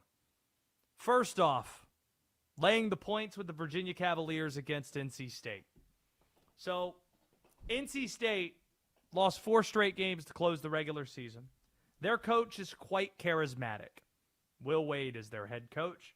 And they won today. So after the game, I asked Coach Wade, I said, hey, Coach, how much are you thinking about runway into March and trying to build some confidence going into the tournament with a game like this? And he goes, if we didn't win this game, we might not have a game next week. And tomorrow, we're playing Virginia, his words, a team that's blown our doors off both times we've played them. And yes, Virginia beat NC State 90-61. That was the game in Charlottesville, the most recent time that they played. NC State hosted Virginia earlier in the conference season, lost that game by double digits as well. So I'm going to lay the 5.5 points with the Virginia Cavaliers, saying that Virginia will continue to roll as NC State is probably comfortably in the tournament now. I don't understand this line. It stinks. I know D-Day would be telling me, go the other way on this if it stinks this type of way. But I'm sorry. Miami getting 2.5 points from a Mikel Brownless Louisville team tomorrow? I got to take the Canes, man. I got to take the Canes in those 2.5 points. I just have to do it. I'm going to do it. I might be wrong in doing it, but I haven't liked the way this Louisville team's looked down the stretch, and I certainly don't like them without Mikel Brown, and I like getting 2.5 points because I think it's going to be a close game. I don't think you're totally Last one. You think I'm crazy. What do you mean? I said I don't think you're totally crazy on Miami. Thank you. Last one. I don't need the 1.5. I want the plus 100. I want the money line. Give me Clemson to beat North Carolina without Caleb Wilson tomorrow night. Clemson lost in Chapel Hill a couple weeks ago. This is what we call a run-it-back game. Most times in these massive, expanded conferences, you only play a team once in the regular season. The second time you play, it's generally an advantage with the team that has a better coach. And with respect to Hubert Davis, I think Brad Brownell is maybe the most underrated coach in America. And I think his team's good. And they rolled tonight. And I think they're going to beat North Carolina tomorrow night on the floor. So plus 100, we're going with the Clemson Tigers. You know what, Josh? I'm glad to hear you showing some love to Clemson, because when I brought the Tigers up a couple weeks ago, they weren't playing very well. It was a rough point in the schedule at that point, and that's interesting, man. Also, I'm going to try to figure out if Clemson does win this game tomorrow, I'm going to try to get Coach Brownell on the program. That's what we're going to try to do. Try to figure it out. Get him to come on with us and talk about his team. Because a very underrated coach. I got absolutely railroaded today, though. I don't even know the guy who was sitting next to me on press row, but I hate him. I hate him because I bet against NC State first half. I had Pittsburgh first half against NC State because Pittsburgh played yesterday, thought they were going to get off to a good start, and it was like plus 200 odds. I made the mistake when Pittsburgh was up 9 with like 8 minutes to go in the first half. I said to the guy next to me, because I knew he was like talking about sports betting or something earlier. I'm like, I got Pittsburgh plus 200 first half money line. You're bragging. No way. He gave me a high five and said, you got this. Congratulations. NC State goes on a 10-0 run, but then becomes a 14-0 run. NC State wins the first half by 1 point. Not great. You should have kept it to yourself. You should have kept it to yourself. That's on me. But my man should have known the rules as well, too. That's it. That man should have known the rules, too, that it's not over, certainly, and when there's 8.5 minutes left on the clock. Josh, I feel like you're letting go of the rope here a little bit. You should take full accountability for your bad pick. It has nothing to do with the man next to you on press row. It's been 18 hours that I've been awake. I woke up this morning at a friend's place who let me crash for the night, go into the ACC tournament, a friend of mine in radio in Charlotte. And one of the nicest things that someone's done where I crashed is they left like a gift basket. They left like a gift basket that had water bottles, tasty cakes, and some things in it that were fantastic, which has me thinking, when Linnell describes all these times where some ladies show up to Club Linnell, and you said, as you described, woke up the next morning and thought that you made mistakes, do those ladies leave Derek Jeter style in the early to mid-2000s with any souvenirs from Linnell's home? Hell no. What? that souvenir of hanging out with a star. That's There's the no souvenir. gift basket? You don't do the Derek Jeter gift basket? No, I don't. Are you kidding me? First of all, the Club Linnell has not been in commission since I took over here at Westwood One Sports Night. Scheduling conflicts don't allow Club Linnell to happen. That we are on most of the time during the premium hours of Club Linnell, which are anywhere from 9 p.m. to 4 a.m. We're on from 11 to 3. No, I don't. No one leaves Club Linnell with souvenirs. And when Club Linnell was, Because are you familiar with Derek Jeter? What he used to do? He used to be my favorite baseball player. Well, are you familiar with Derek Jeter's game before locking Didn't it he down? have like with what was the hot Hannah Spanish Davis? I think girl was he the model. With? No, he's with a hot Spanish chick, wasn't he? Was it with J-Lo? He probably. Here's the list Was he of not with J-Lo? ex-girlfriends. Here's the list of ex-girlfriends that Derek Jeter had dated at one point in the 2000s. Adriana Lima, who might be the Spanish girl you're referring to, Hispanic. Jessica Biel, Jessica Alba, Tyra Banks, Gabrielle Union, Scarlett Johansson, Mariah Carey, Minka Kelly. Jennifer Lopez did not make the list. Neither did Madonna or Jessica Biel, which is a common question that's out there. There are rumors that he went out with Jennifer Aniston as well. But Derek Jeter was rumored after a fling to have gift baskets given to the ladies on their way out. When he he has broke up with denied them? this publicly. Well, no, it's like a one-night type situation. You leave with a gift basket. That's ridiculous. From Derek Jeter's home. What Why a is that simp. ridiculous? Because he's a simp, cornball. No? I'm angry. He was once my favorite baseball player. It's just classy. It's not classy. It's thirsty. Wrong Thirsty. Word that ends in, He doesn't wrong want adjective anything that else ends to in do with these women. He's sending them off with a good impression. If that's the good impression he's sending them off with, me and Derek Jeter got a lot of things that we don't have in common. I'll tell you the only good impression I'm sending them off with. I'm just pitching oh my gosh. I'm just pitching some ideas your way, Linnell. That's all I'm doing. And I was scoring home runs. Just pitching some ideas that maybe next time Club Linnell opens up, whenever that is, that you get parting gifts from Club Linnell. The only parting gift, if you're lucky enough to receive a parting gift from Club Linnell, then you're probably a frequent visitor. How about that? Is there like a rewards card to Club Linnell? 5 visits get you a snack on the way out. Costco executive membership. Or you get name dropped on the show. That's a gift. I'll make you famous, like The Undertaker. Wait, did you ever say the name of somebody on the show? No. He hasn't said anybody's name because they clearly haven't been worthy. That's a good gift, though. I'm just asking. Okay. No, I know. 300 markets. I told you I'm a little snappy tonight because I was outside stuck because of one of my stupid neighbors. So I'm a little salty tonight. I'm sorry, Josh. There is a topic, believe it or not, we haven't had time to get to in all the hours of us doing this show. Are you legitimately telling me to hold on without your headset on?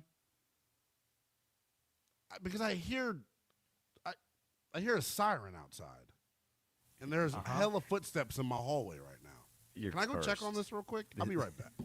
Find out whether or not things are okay next. Chaos. The Ravens backed out of their trade for Max Crosby. Will he return to the Raiders, or will the elite pass rusher be traded again to another team? We'll let you know what happens next and what it means in this historic saga. Westwood One Sports.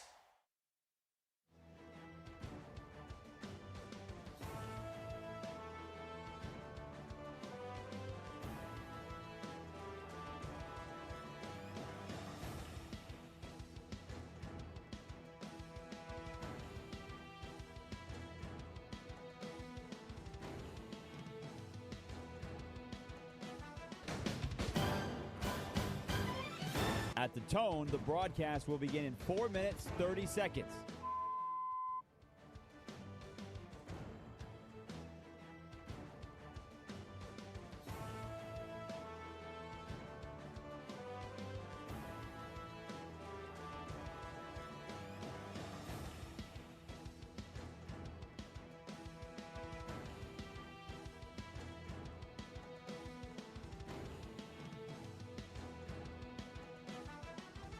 At the tone, the broadcast will begin in 4 minutes.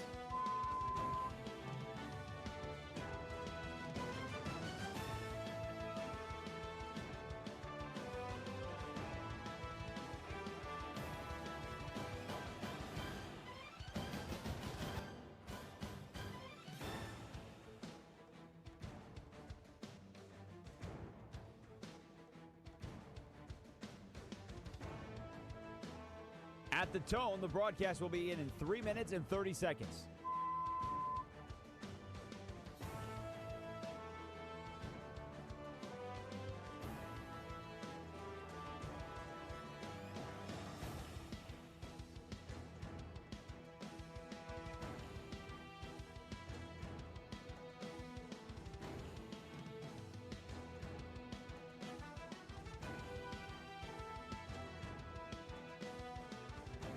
At the tone, the broadcast will begin in 3 minutes.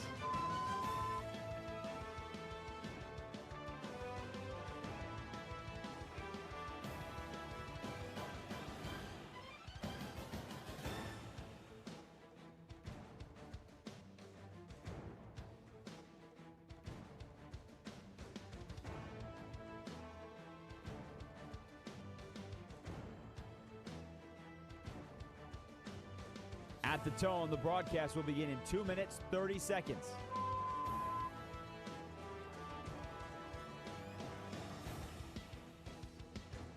I started a business to do full clothes.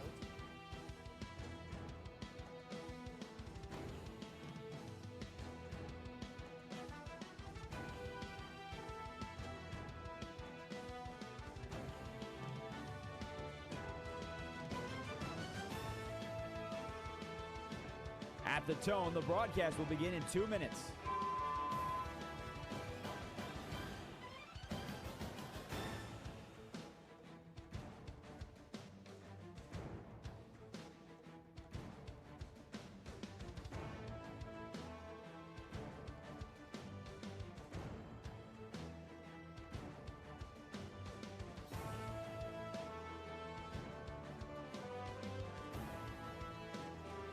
At the tone, the broadcast will begin in 1 minute, 30 seconds.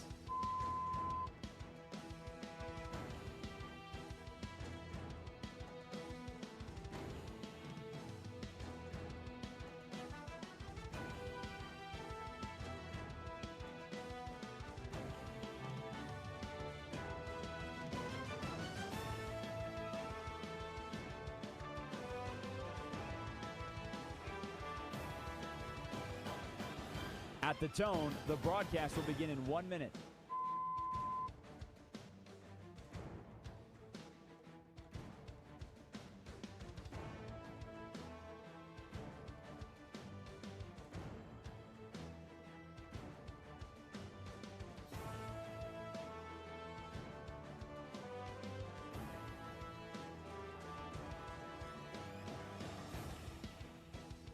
Stations, this is your final time check. At the tone, the broadcast will begin in 30 seconds.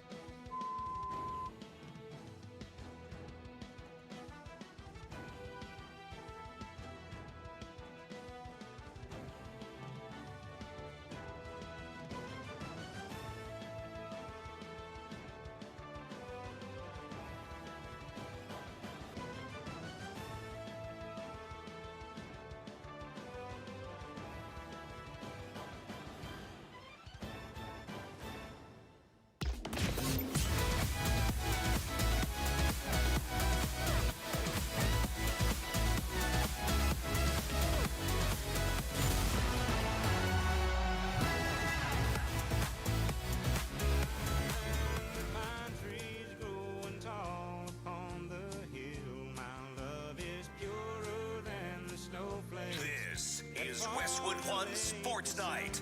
Here's Josh Graham and Linnell Willingham. Springtime windowsill, longer than the song of the whippoorwill. This is Randy Travis, Linnell Willingham. Nice to meet you, Randy. Had to teach you a little bit about one of the greatest country singers of all time. From Marshville, North Carolina, Randy. Bryn writes in, who gave Josh the ox? No, Linnell earlier today said, Linnell said earlier today he didn't know who Randy Travis was. And the part that bothered me was how proud he was of his ignorance. I don't know why that's bothered me. I mean, I was. No, proud, it's. Yeah, you're like, do I look like the kind of guy? No, who would I know didn't who Randy say that. Travis is? Shabuzi. What about him?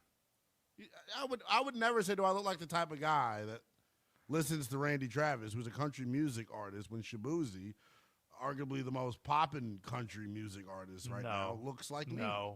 No. Nobody in country music circles says that Shabuzi is the biggest poppin' kiss my ass, country Josh Graham. artist. What are you I'm talking telling you, about? I'm telling you that would be like saying, like, circa 2012, if I said to you, hey, man, Macklemore's the hottest thing going in hip-hop right now. Go back. This is a moment. Tonight is the night. We'll fight till it's over. So we put up. That Jordan song was pretty good.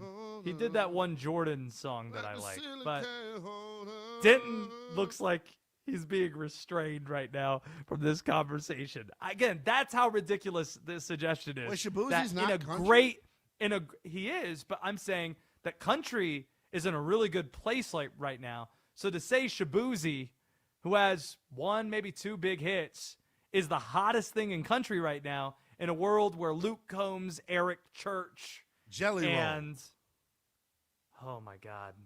Why are you like omitting all the like really good country artists? I like Jelly Roll, but I'm saying in country music circles, side street. I mean, nothing really compares right now to Luke Combs, Eric Church, and Morgan Wallen. Those are the three. That's the big three right now in country. I let you drive around my mind. I can count the times you made me feel like I'm nothing.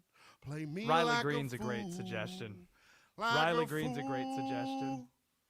If anyone out there last in the call talent for phone- agency for American Idol is listening, Last I am call for able phone calls, 310-840-4910 if you want in on this Or if you spirited are a country talent debate we were having. People should know that things are okay in the youngest in charge his household at the moment. But people should know that Linnell, you had a senior moment Well, yeah, I did. as the youngest in charge where you still consider yourself a young person, but you literally, disgruntledly walked to the microphone and talked about how upset you were at some young kids that weren't supposed to be here or here. They're running around. You sounded about 80. Stomping, and I lay eyes on one of them, and I only made eye contact with him because the rest of his face was covered by a blue COVID mask. Did you shake your fist? What they're doing? No, I didn't even make any noise. I kind of was just looking. I played it off like I was going to the trash chute. We have a trash chute in my estate.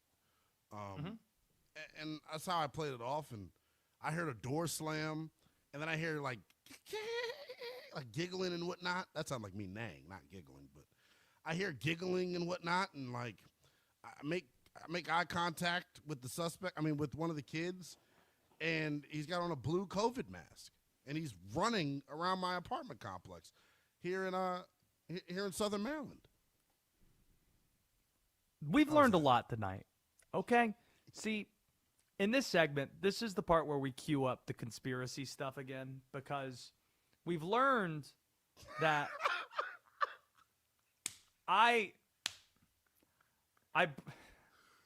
we were talking conspiracies earlier, and then I asked Linnell, did Lee Harvey Oswald act alone, as you do?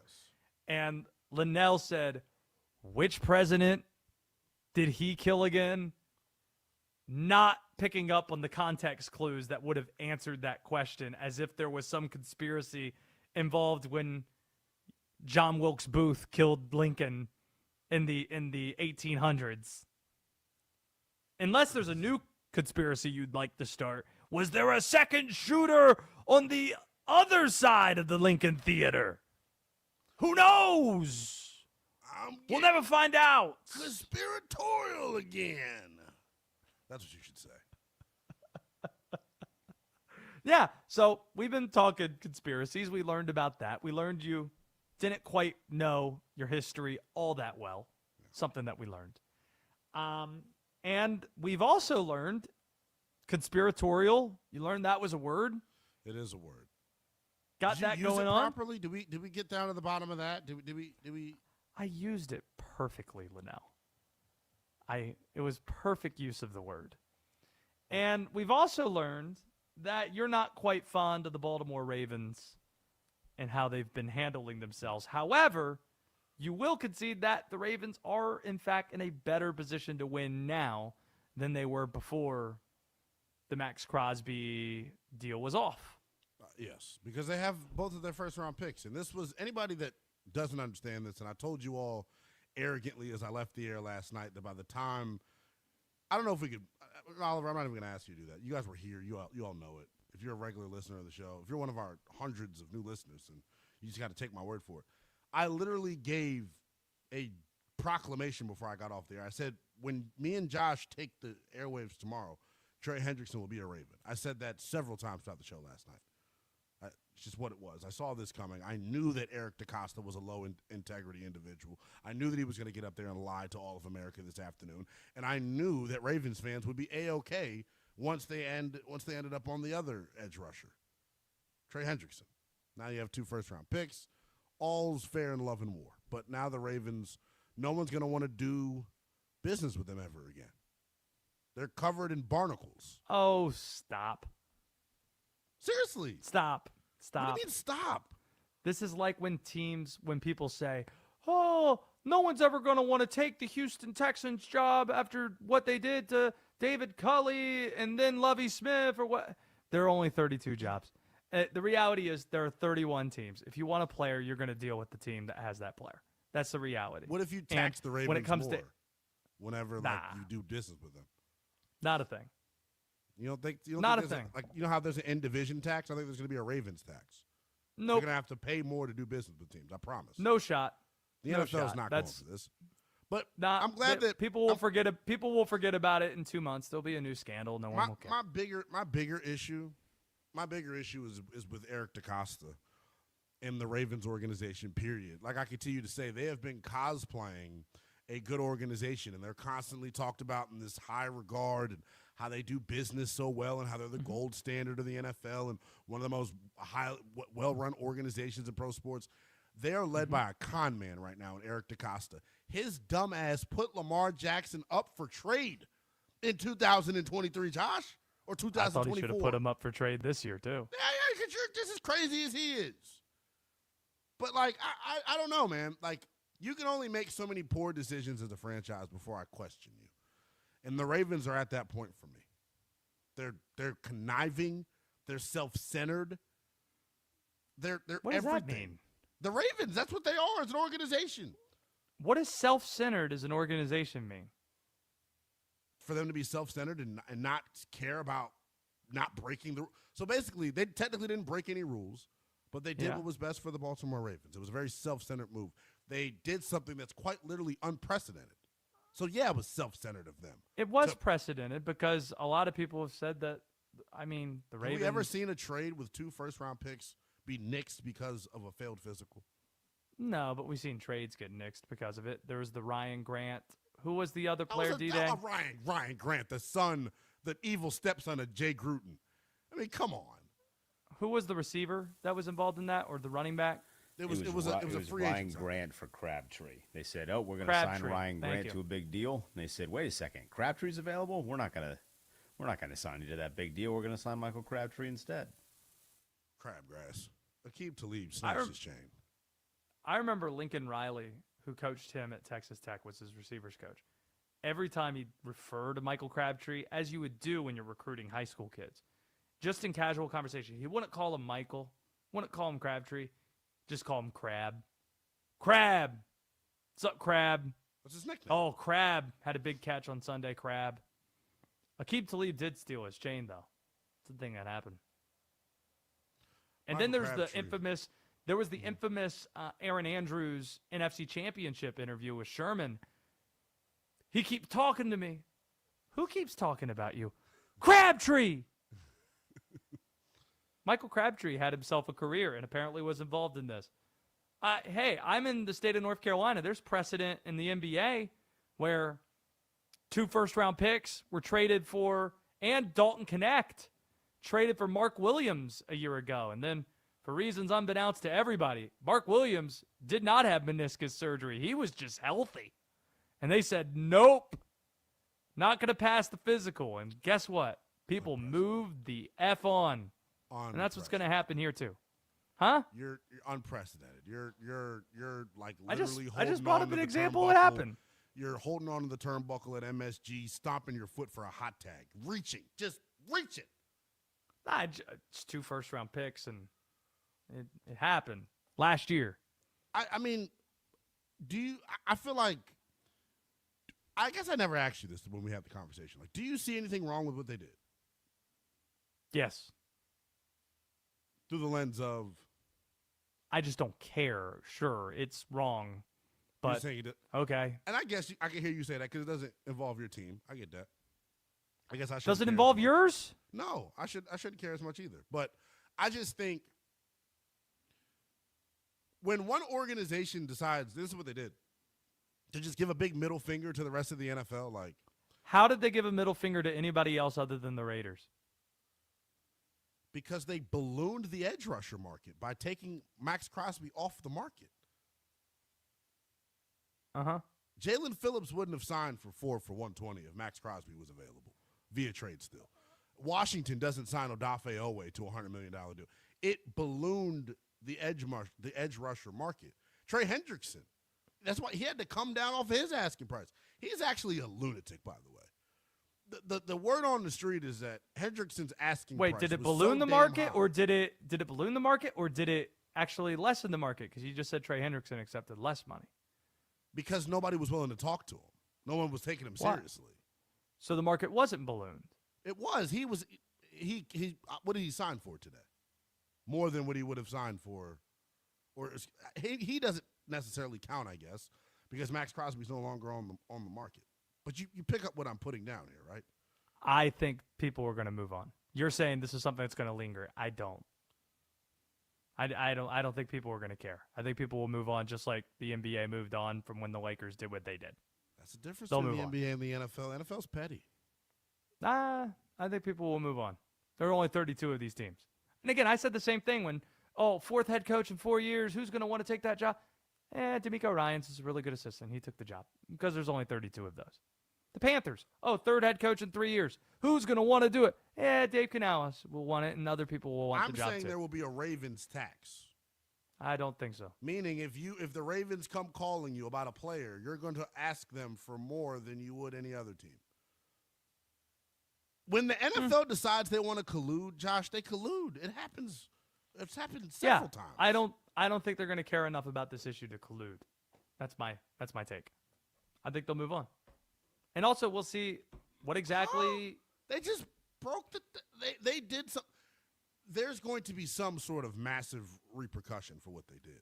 No, it may come by way of the so. tampering. It may come by way of the tampering period. Rules being changed. That might be true. That might be true. There's going to be reaction Maybe because it was something ridiculous that they did. I know, but that's not going to cost the Ravens. It's not going to cost them. The Ravens are going to be fine, and the Ravens, they're not going to be punished. There's not going to be some massive I hope there's no football thing that works. Because I don't want Lamar Jackson to be impacted by this. I believe in the football gods and football karma. It's how Washington couldn't win under Dan Snyder. First year out of the organization, which is in the NFC Championship. Football karma. That's interesting. Happened with David Tepper to the Panthers, too. But not What really, was the thing? What was the thing that they deserve karma for? Him being a bad person. David Tepper was a bad person? You don't think David Tepper's a bad person? No. You don't think Panthers owner David Tepper is a bad person? No. The guy that threw drinks on fans and cussed out a coffee shop guy because they said something not nice about him on a sign, you think he's a good person? That's not what happened at the restaurant. I mean, I'm local. Good, I could tell you dog. that's not what happened. Josh and the is Jaguar good, boy. fan, if you know what the Jaguar fan said, you probably think he deserves a drink thrown on him And too. you tell us this is not your team? Get out of here. Listen to the guy. Oh, my. I don't think he's a bad guy. There was an injured Panther player on the field, and he yells back, "How about you go down and get one of your boys?" He threw a drink at him. I don't care. It was water. I'm sorry, Josh. If that story was supposed to defend David Tepper, you did a horrible job. I don't think he's a horrible person for throwing a drink at somebody. Oh my God, I love this show. I'm serious. This is why. This is why. This doesn't make you a bad person. Having a lot of money and throwing a drink at somebody doesn't make you a bad person. What would happen if a poor person did it? You'd be arrested. The same You'd be thing arrested for battery. You think the same thing? You think You'd the be same arrested thing for would happen? battery, Josh. You'd be arrested No, for I'm battery. saying I wouldn't say that's a bad person is what I'm saying. My judgment of Imagine if he that was person black. wouldn't be all that different. Okay, I should have said that. If a poor person threw a drink on you, you wouldn't do anything? I mean, it's happened. Well, I know there are some certain fan bases in the ACC that can't stand you, so I know. I believe you. That's what happens the when you're Panther a fans dog. can't You stand have me either. haters. One time I was And at a you're real watch about the party. Panthers. Yeah. One time I was at a watch party, and a Panther fan got so mad that I didn't think that a play was pass interference that would have benefited the Panthers, that when I turned my back, he threw ranch dressing on my back. That was a thing that happened. Yeah. Ranch dressing. That's tough. I don't At even least think he that didn't throw guy blue was a cheese bad on you. person. He was a drunk fan. Well, he was drunk. David Tepper was sober and decided to be a jerk. Do you know what was in that glass? In that cup? I Wasn't don't know, money. man. It was a lawsuit that should have been inside. Wait, of that. you Basically also, what he you threw. also didn't defend him walking into a coffee shop and cussing somebody out. It wasn't a coffee shop. It was a restaurant. It was He Sup walked Dogs. in. It wasn't a He coffee walked shop. in. It was Sup and Dogs. a guy made a joke of at the front, and he saw it was an Eagles hat, and he took the guy's Eagles hat off and then gave it back to him. I'm sorry. I know we're up against That's Ollie what Pop. he did. It's Oh, not warranted all of being a bad person. He didn't throw coffee at someone. Can we get a neutral? Can we get a neutral opinions on the matter. I'm itching to hear from Oliver on this. I just sometimes throughout the show, you all can't tell. We have these little boxes that I can spy on Denton and Oliver and see what they're doing when I'm talking. But Denton hates every owner. There's not an owner that Denton likes. Yeah, because Denton's yes, that is accurate. Man. Yeah, there it Read is. the book of Matthew. That's why. Oliver, if you didn't know Josh, that's a good. You great heard the way line. this story was described. Would you think he's a Panthers fan? I mean, yeah, I definitely see that side of I've it. talked to David Tepper. I don't say I know David Tepper, but I know enough to say I wouldn't go as far to say he's a bad dude. He might be, but I'm not going to come out here and say he's a bad dude. I don't think he's a bad person. On the same show, a man that said he's not a Panthers fan called Bryce Young a real quarterback. I David covered Tepper the a good team. human being. I covered the team for 8 years. I know some of these people, We Linnell. know. It's That doesn't blatantly make you a fan. I know the people. I know. It's fun giving. Can't you tell? It's fun giving you a hard time, Josh. It literally, the hairs on the back of my neck are like self-braiding over this. All I'm thinking about, I was trying to figure out a way to work the song Linger by the Cranberries in here, as if you might know what that is. That's a great Don't song. think you do. Thank you. Linger Oliver's by gonna the bump Cranberries? Back, What group Oliver's calls gonna bump himself back the to it Cranberries? in just a bit. Oh my God, he said that great. You can guess their ethnicity. You'll pick up on it. There it is. Denton, what did we have and put it to bed? In addition to the Cranberries, Linger. Well, we're gonna linger around the state of or the city of Pittsburgh because I think God's about to strike somebody down in that state, and I'll tell you why next. Chaos. The Ravens backed out of their trade for Max Crosby. Will he return to the Raiders, or will the elite pass rusher be traded again to another team? We'll let you know what happens next and what it means in this historic saga. Westwood One Sports.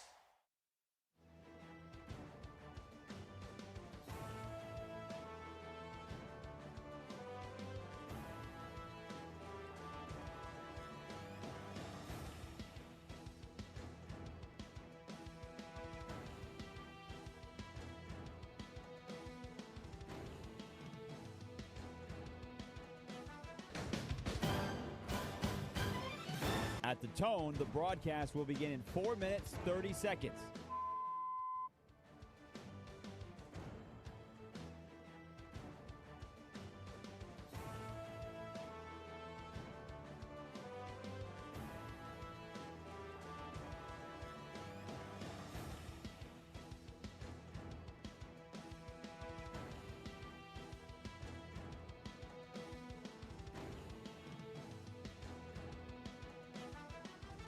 At the tone, the broadcast will begin in 4 minutes.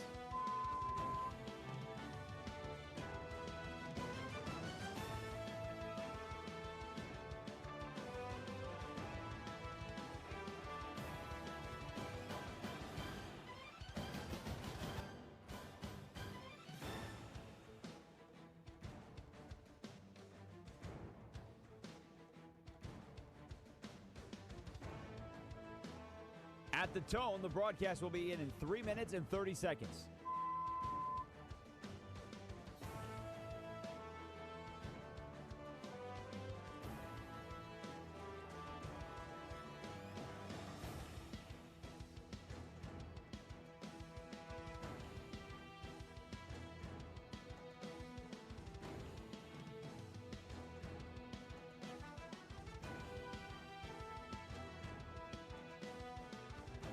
At the tone, the broadcast will begin in 3 minutes.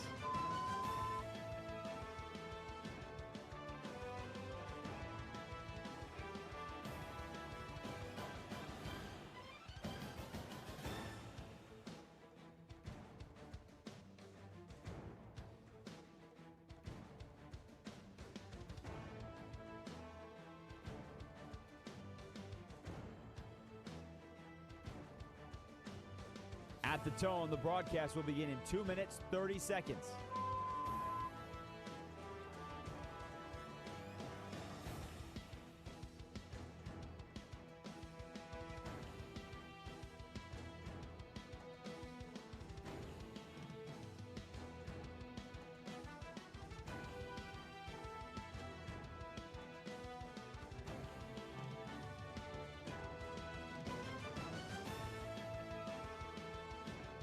At the tone, the broadcast will begin in 2 minutes.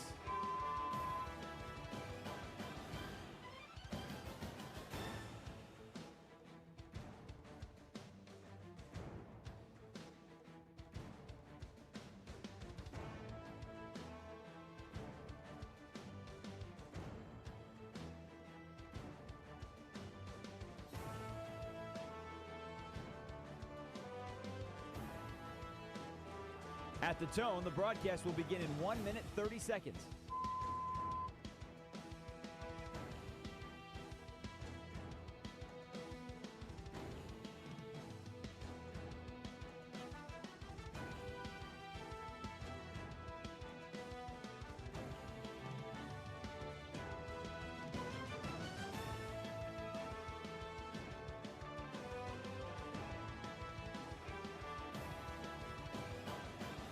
At the tone, the broadcast will begin in 1 minute.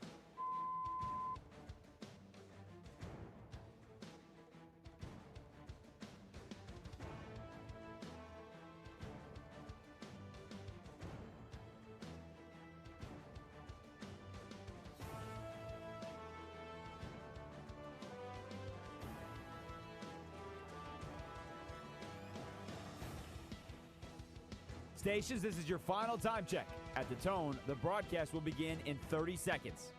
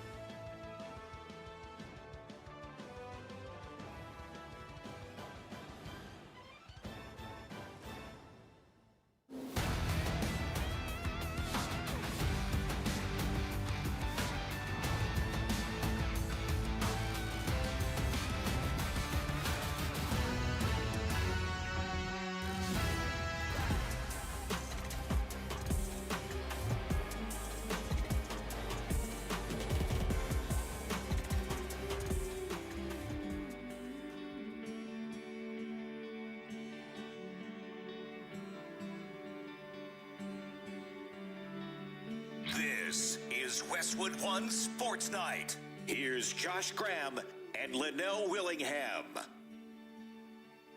Linger. The Cranberries. Closing things out. This is the song you I were think raving the- about? Yeah, the violin hits right here. Ba, ba, ba, ba, ba, bum. Drake Toll doesn't know anything about the Cranberries. That's all I got to say about that. Addie Bates probably does. If you could return. The only Excellent fruit song. Drake Toll knows about is a banana. He does. Go Bananas. Banana Ball. He went banana. He was lit. Watching banana Have you ball looked was up the probably rules of coolest. Banana Ball? Have you looked up the rules of Banana Ball yet? Is Bryce Young a good quarterback? That's Linnell Willingham. I'm Josh Graham. Answer's no. You answer your own questions now? That's what we do? Linnell does a lot of things independently. And you refer to yourself in the third person? Yes, he does. He's going to become the Rock of the show. It's happening. You see the ego? It's just his head. It's growing, just like our YouTube subscribers and all the comments, and it's only going to get worse. What? No, you're a student of the game in all seriousness. A lot of the radio things that you do are like always like tickle my fancy because I'm like, yeah, you're showing off your stuff. You like get in and out of stuff smooth. I'm doing insider baseball, I think it's what it's called. Where I'm peeling the curtain Inside back. baseball. That's a thing. And I don't know what you're talking about. Make sure you're subscribed to the podcast, by the way. Search Westwood One Sports Night on iTunes, Apple Podcasts, wherever you get your podcast. And the YouTube channel blowing up, you can Westwood One Sports Night. Subscribe to that as well. Somebody tweeted at me today asking, can I listen to the show via podcast? And I thought, man, I haven't plugged the podcast in months. So shout out to Josh Graham. Podcast, baby. Said it's a whole new world out there. Oh, I'll tell you something about a podcast. Can we just Let's close do things out. impersonations the rest of the show? Okay, let's do that. I've been up since 8 a.m. Eastern time. This is the end of your work week. All that separates you from the end of your work week is putting it to bed. All that separates you from the end of your work week is me, MF. No, I'm playing. I do have like some housekeeping stuff though. I think we've hit our quota for the use of the word tickling on the show. Like we've Oh said man, tickling Abdallah way too much. had the same critique of me last week when I was on Black and Abdallah. So is this something new that you're doing? Tickling Yeah, people? why do you keep saying tickling? It's like a means to make somebody giggle or smile, tickle somebody. There's no like inherent sexual innuendo here. Yeah, It's not bad to tickle somebody. Pray for the king of North Kakalaki, please. I mean, if you went up to somebody random and started tickling them, I don't even think it would have to be a sexual innuendo. I just don't think people would enjoy that. I would agree. Don't tickle strangers. Me and my brother used to play games of 2K. Sometimes we would bet the loser has to let the winner sit on his back in the walls of Jericho and tickle their feet. I once urinated myself because of that. Walls of Jericho hurts for real. Plus, when I don't know what that is. you just made the list. I get that reference. I don't know what the walls of Jericho. Wait, hold on. You made the list reference, but not the walls of. What do you think he's referencing with the you just made the list? There's that wrestler who has the list, isn't it? Chris Jericho. How do you? So you know the list, but you don't know his finishing move, the walls of Jericho? Correct. That's a confession and a half, one. I don't know. How's it go? Can you show me, Linnell, real quickly how to do the finishing move of No, it's Chris not the- Jericho? You can see Linnell get put in the walls of Jericho next Wednesday on the after show. Yeah. You can't do it on the regular show. That's not kosher. Yeah, It is not I okay. mean, we'll do Also that, not and we'll play kosher. Scrabble. We're not going to play Scrabble. Also kosher, not kosher is how about a priest in Pittsburgh being accused of stealing baseball cards from Walmart? Can't do that one. I've read the book of Matthew. I've read the books before then too, and don't steal is pretty high up on the list. If you're going to take the oath, I don't know that you. Also, baseball cards in 2026. Yeah, like the loser. Like, dude, what are you doing? They've made a comeback. Like those are mad expensive All right, right I'll now. get on Bitcoin now because I bet Bitcoin's going to blow up in a few years too. Which is baseball and Bitcoin swapping things that are making comebacks. Josh Graham is the voice of the voiceless. Also the owner of baseball cards, I assume. I think baseball cards probably. I was given a box of unopened baseball cards. Is that a lunchbox? No, this is a 1992 box of like unopened packs. So what I'm going to do right now, I'm going to open up a pack of baseball cards. Wait, in the final 2 minutes of the show. Ho, Josh, no. No, What are you doing? Are you nuts? You'd be sitting on a gold mine. You're going to open I'm it here opening on up the this show? pack of cards. This is how much I care about the show. Oh, my God. No, that is disrespecting the show. That is that total, and you're using your chompers. I want to see who's in this pack now. Dan Pasqua, Al Shirley. Who do we got? Mike Hargrove's pretty good. He was a Cleveland Indian. None of them are better than the Bankhead, money you could possibly Yeah, have. I mean, why would you? do Dwayne that? Ward. If I get someone awesome here, Scott Erickson, not so great.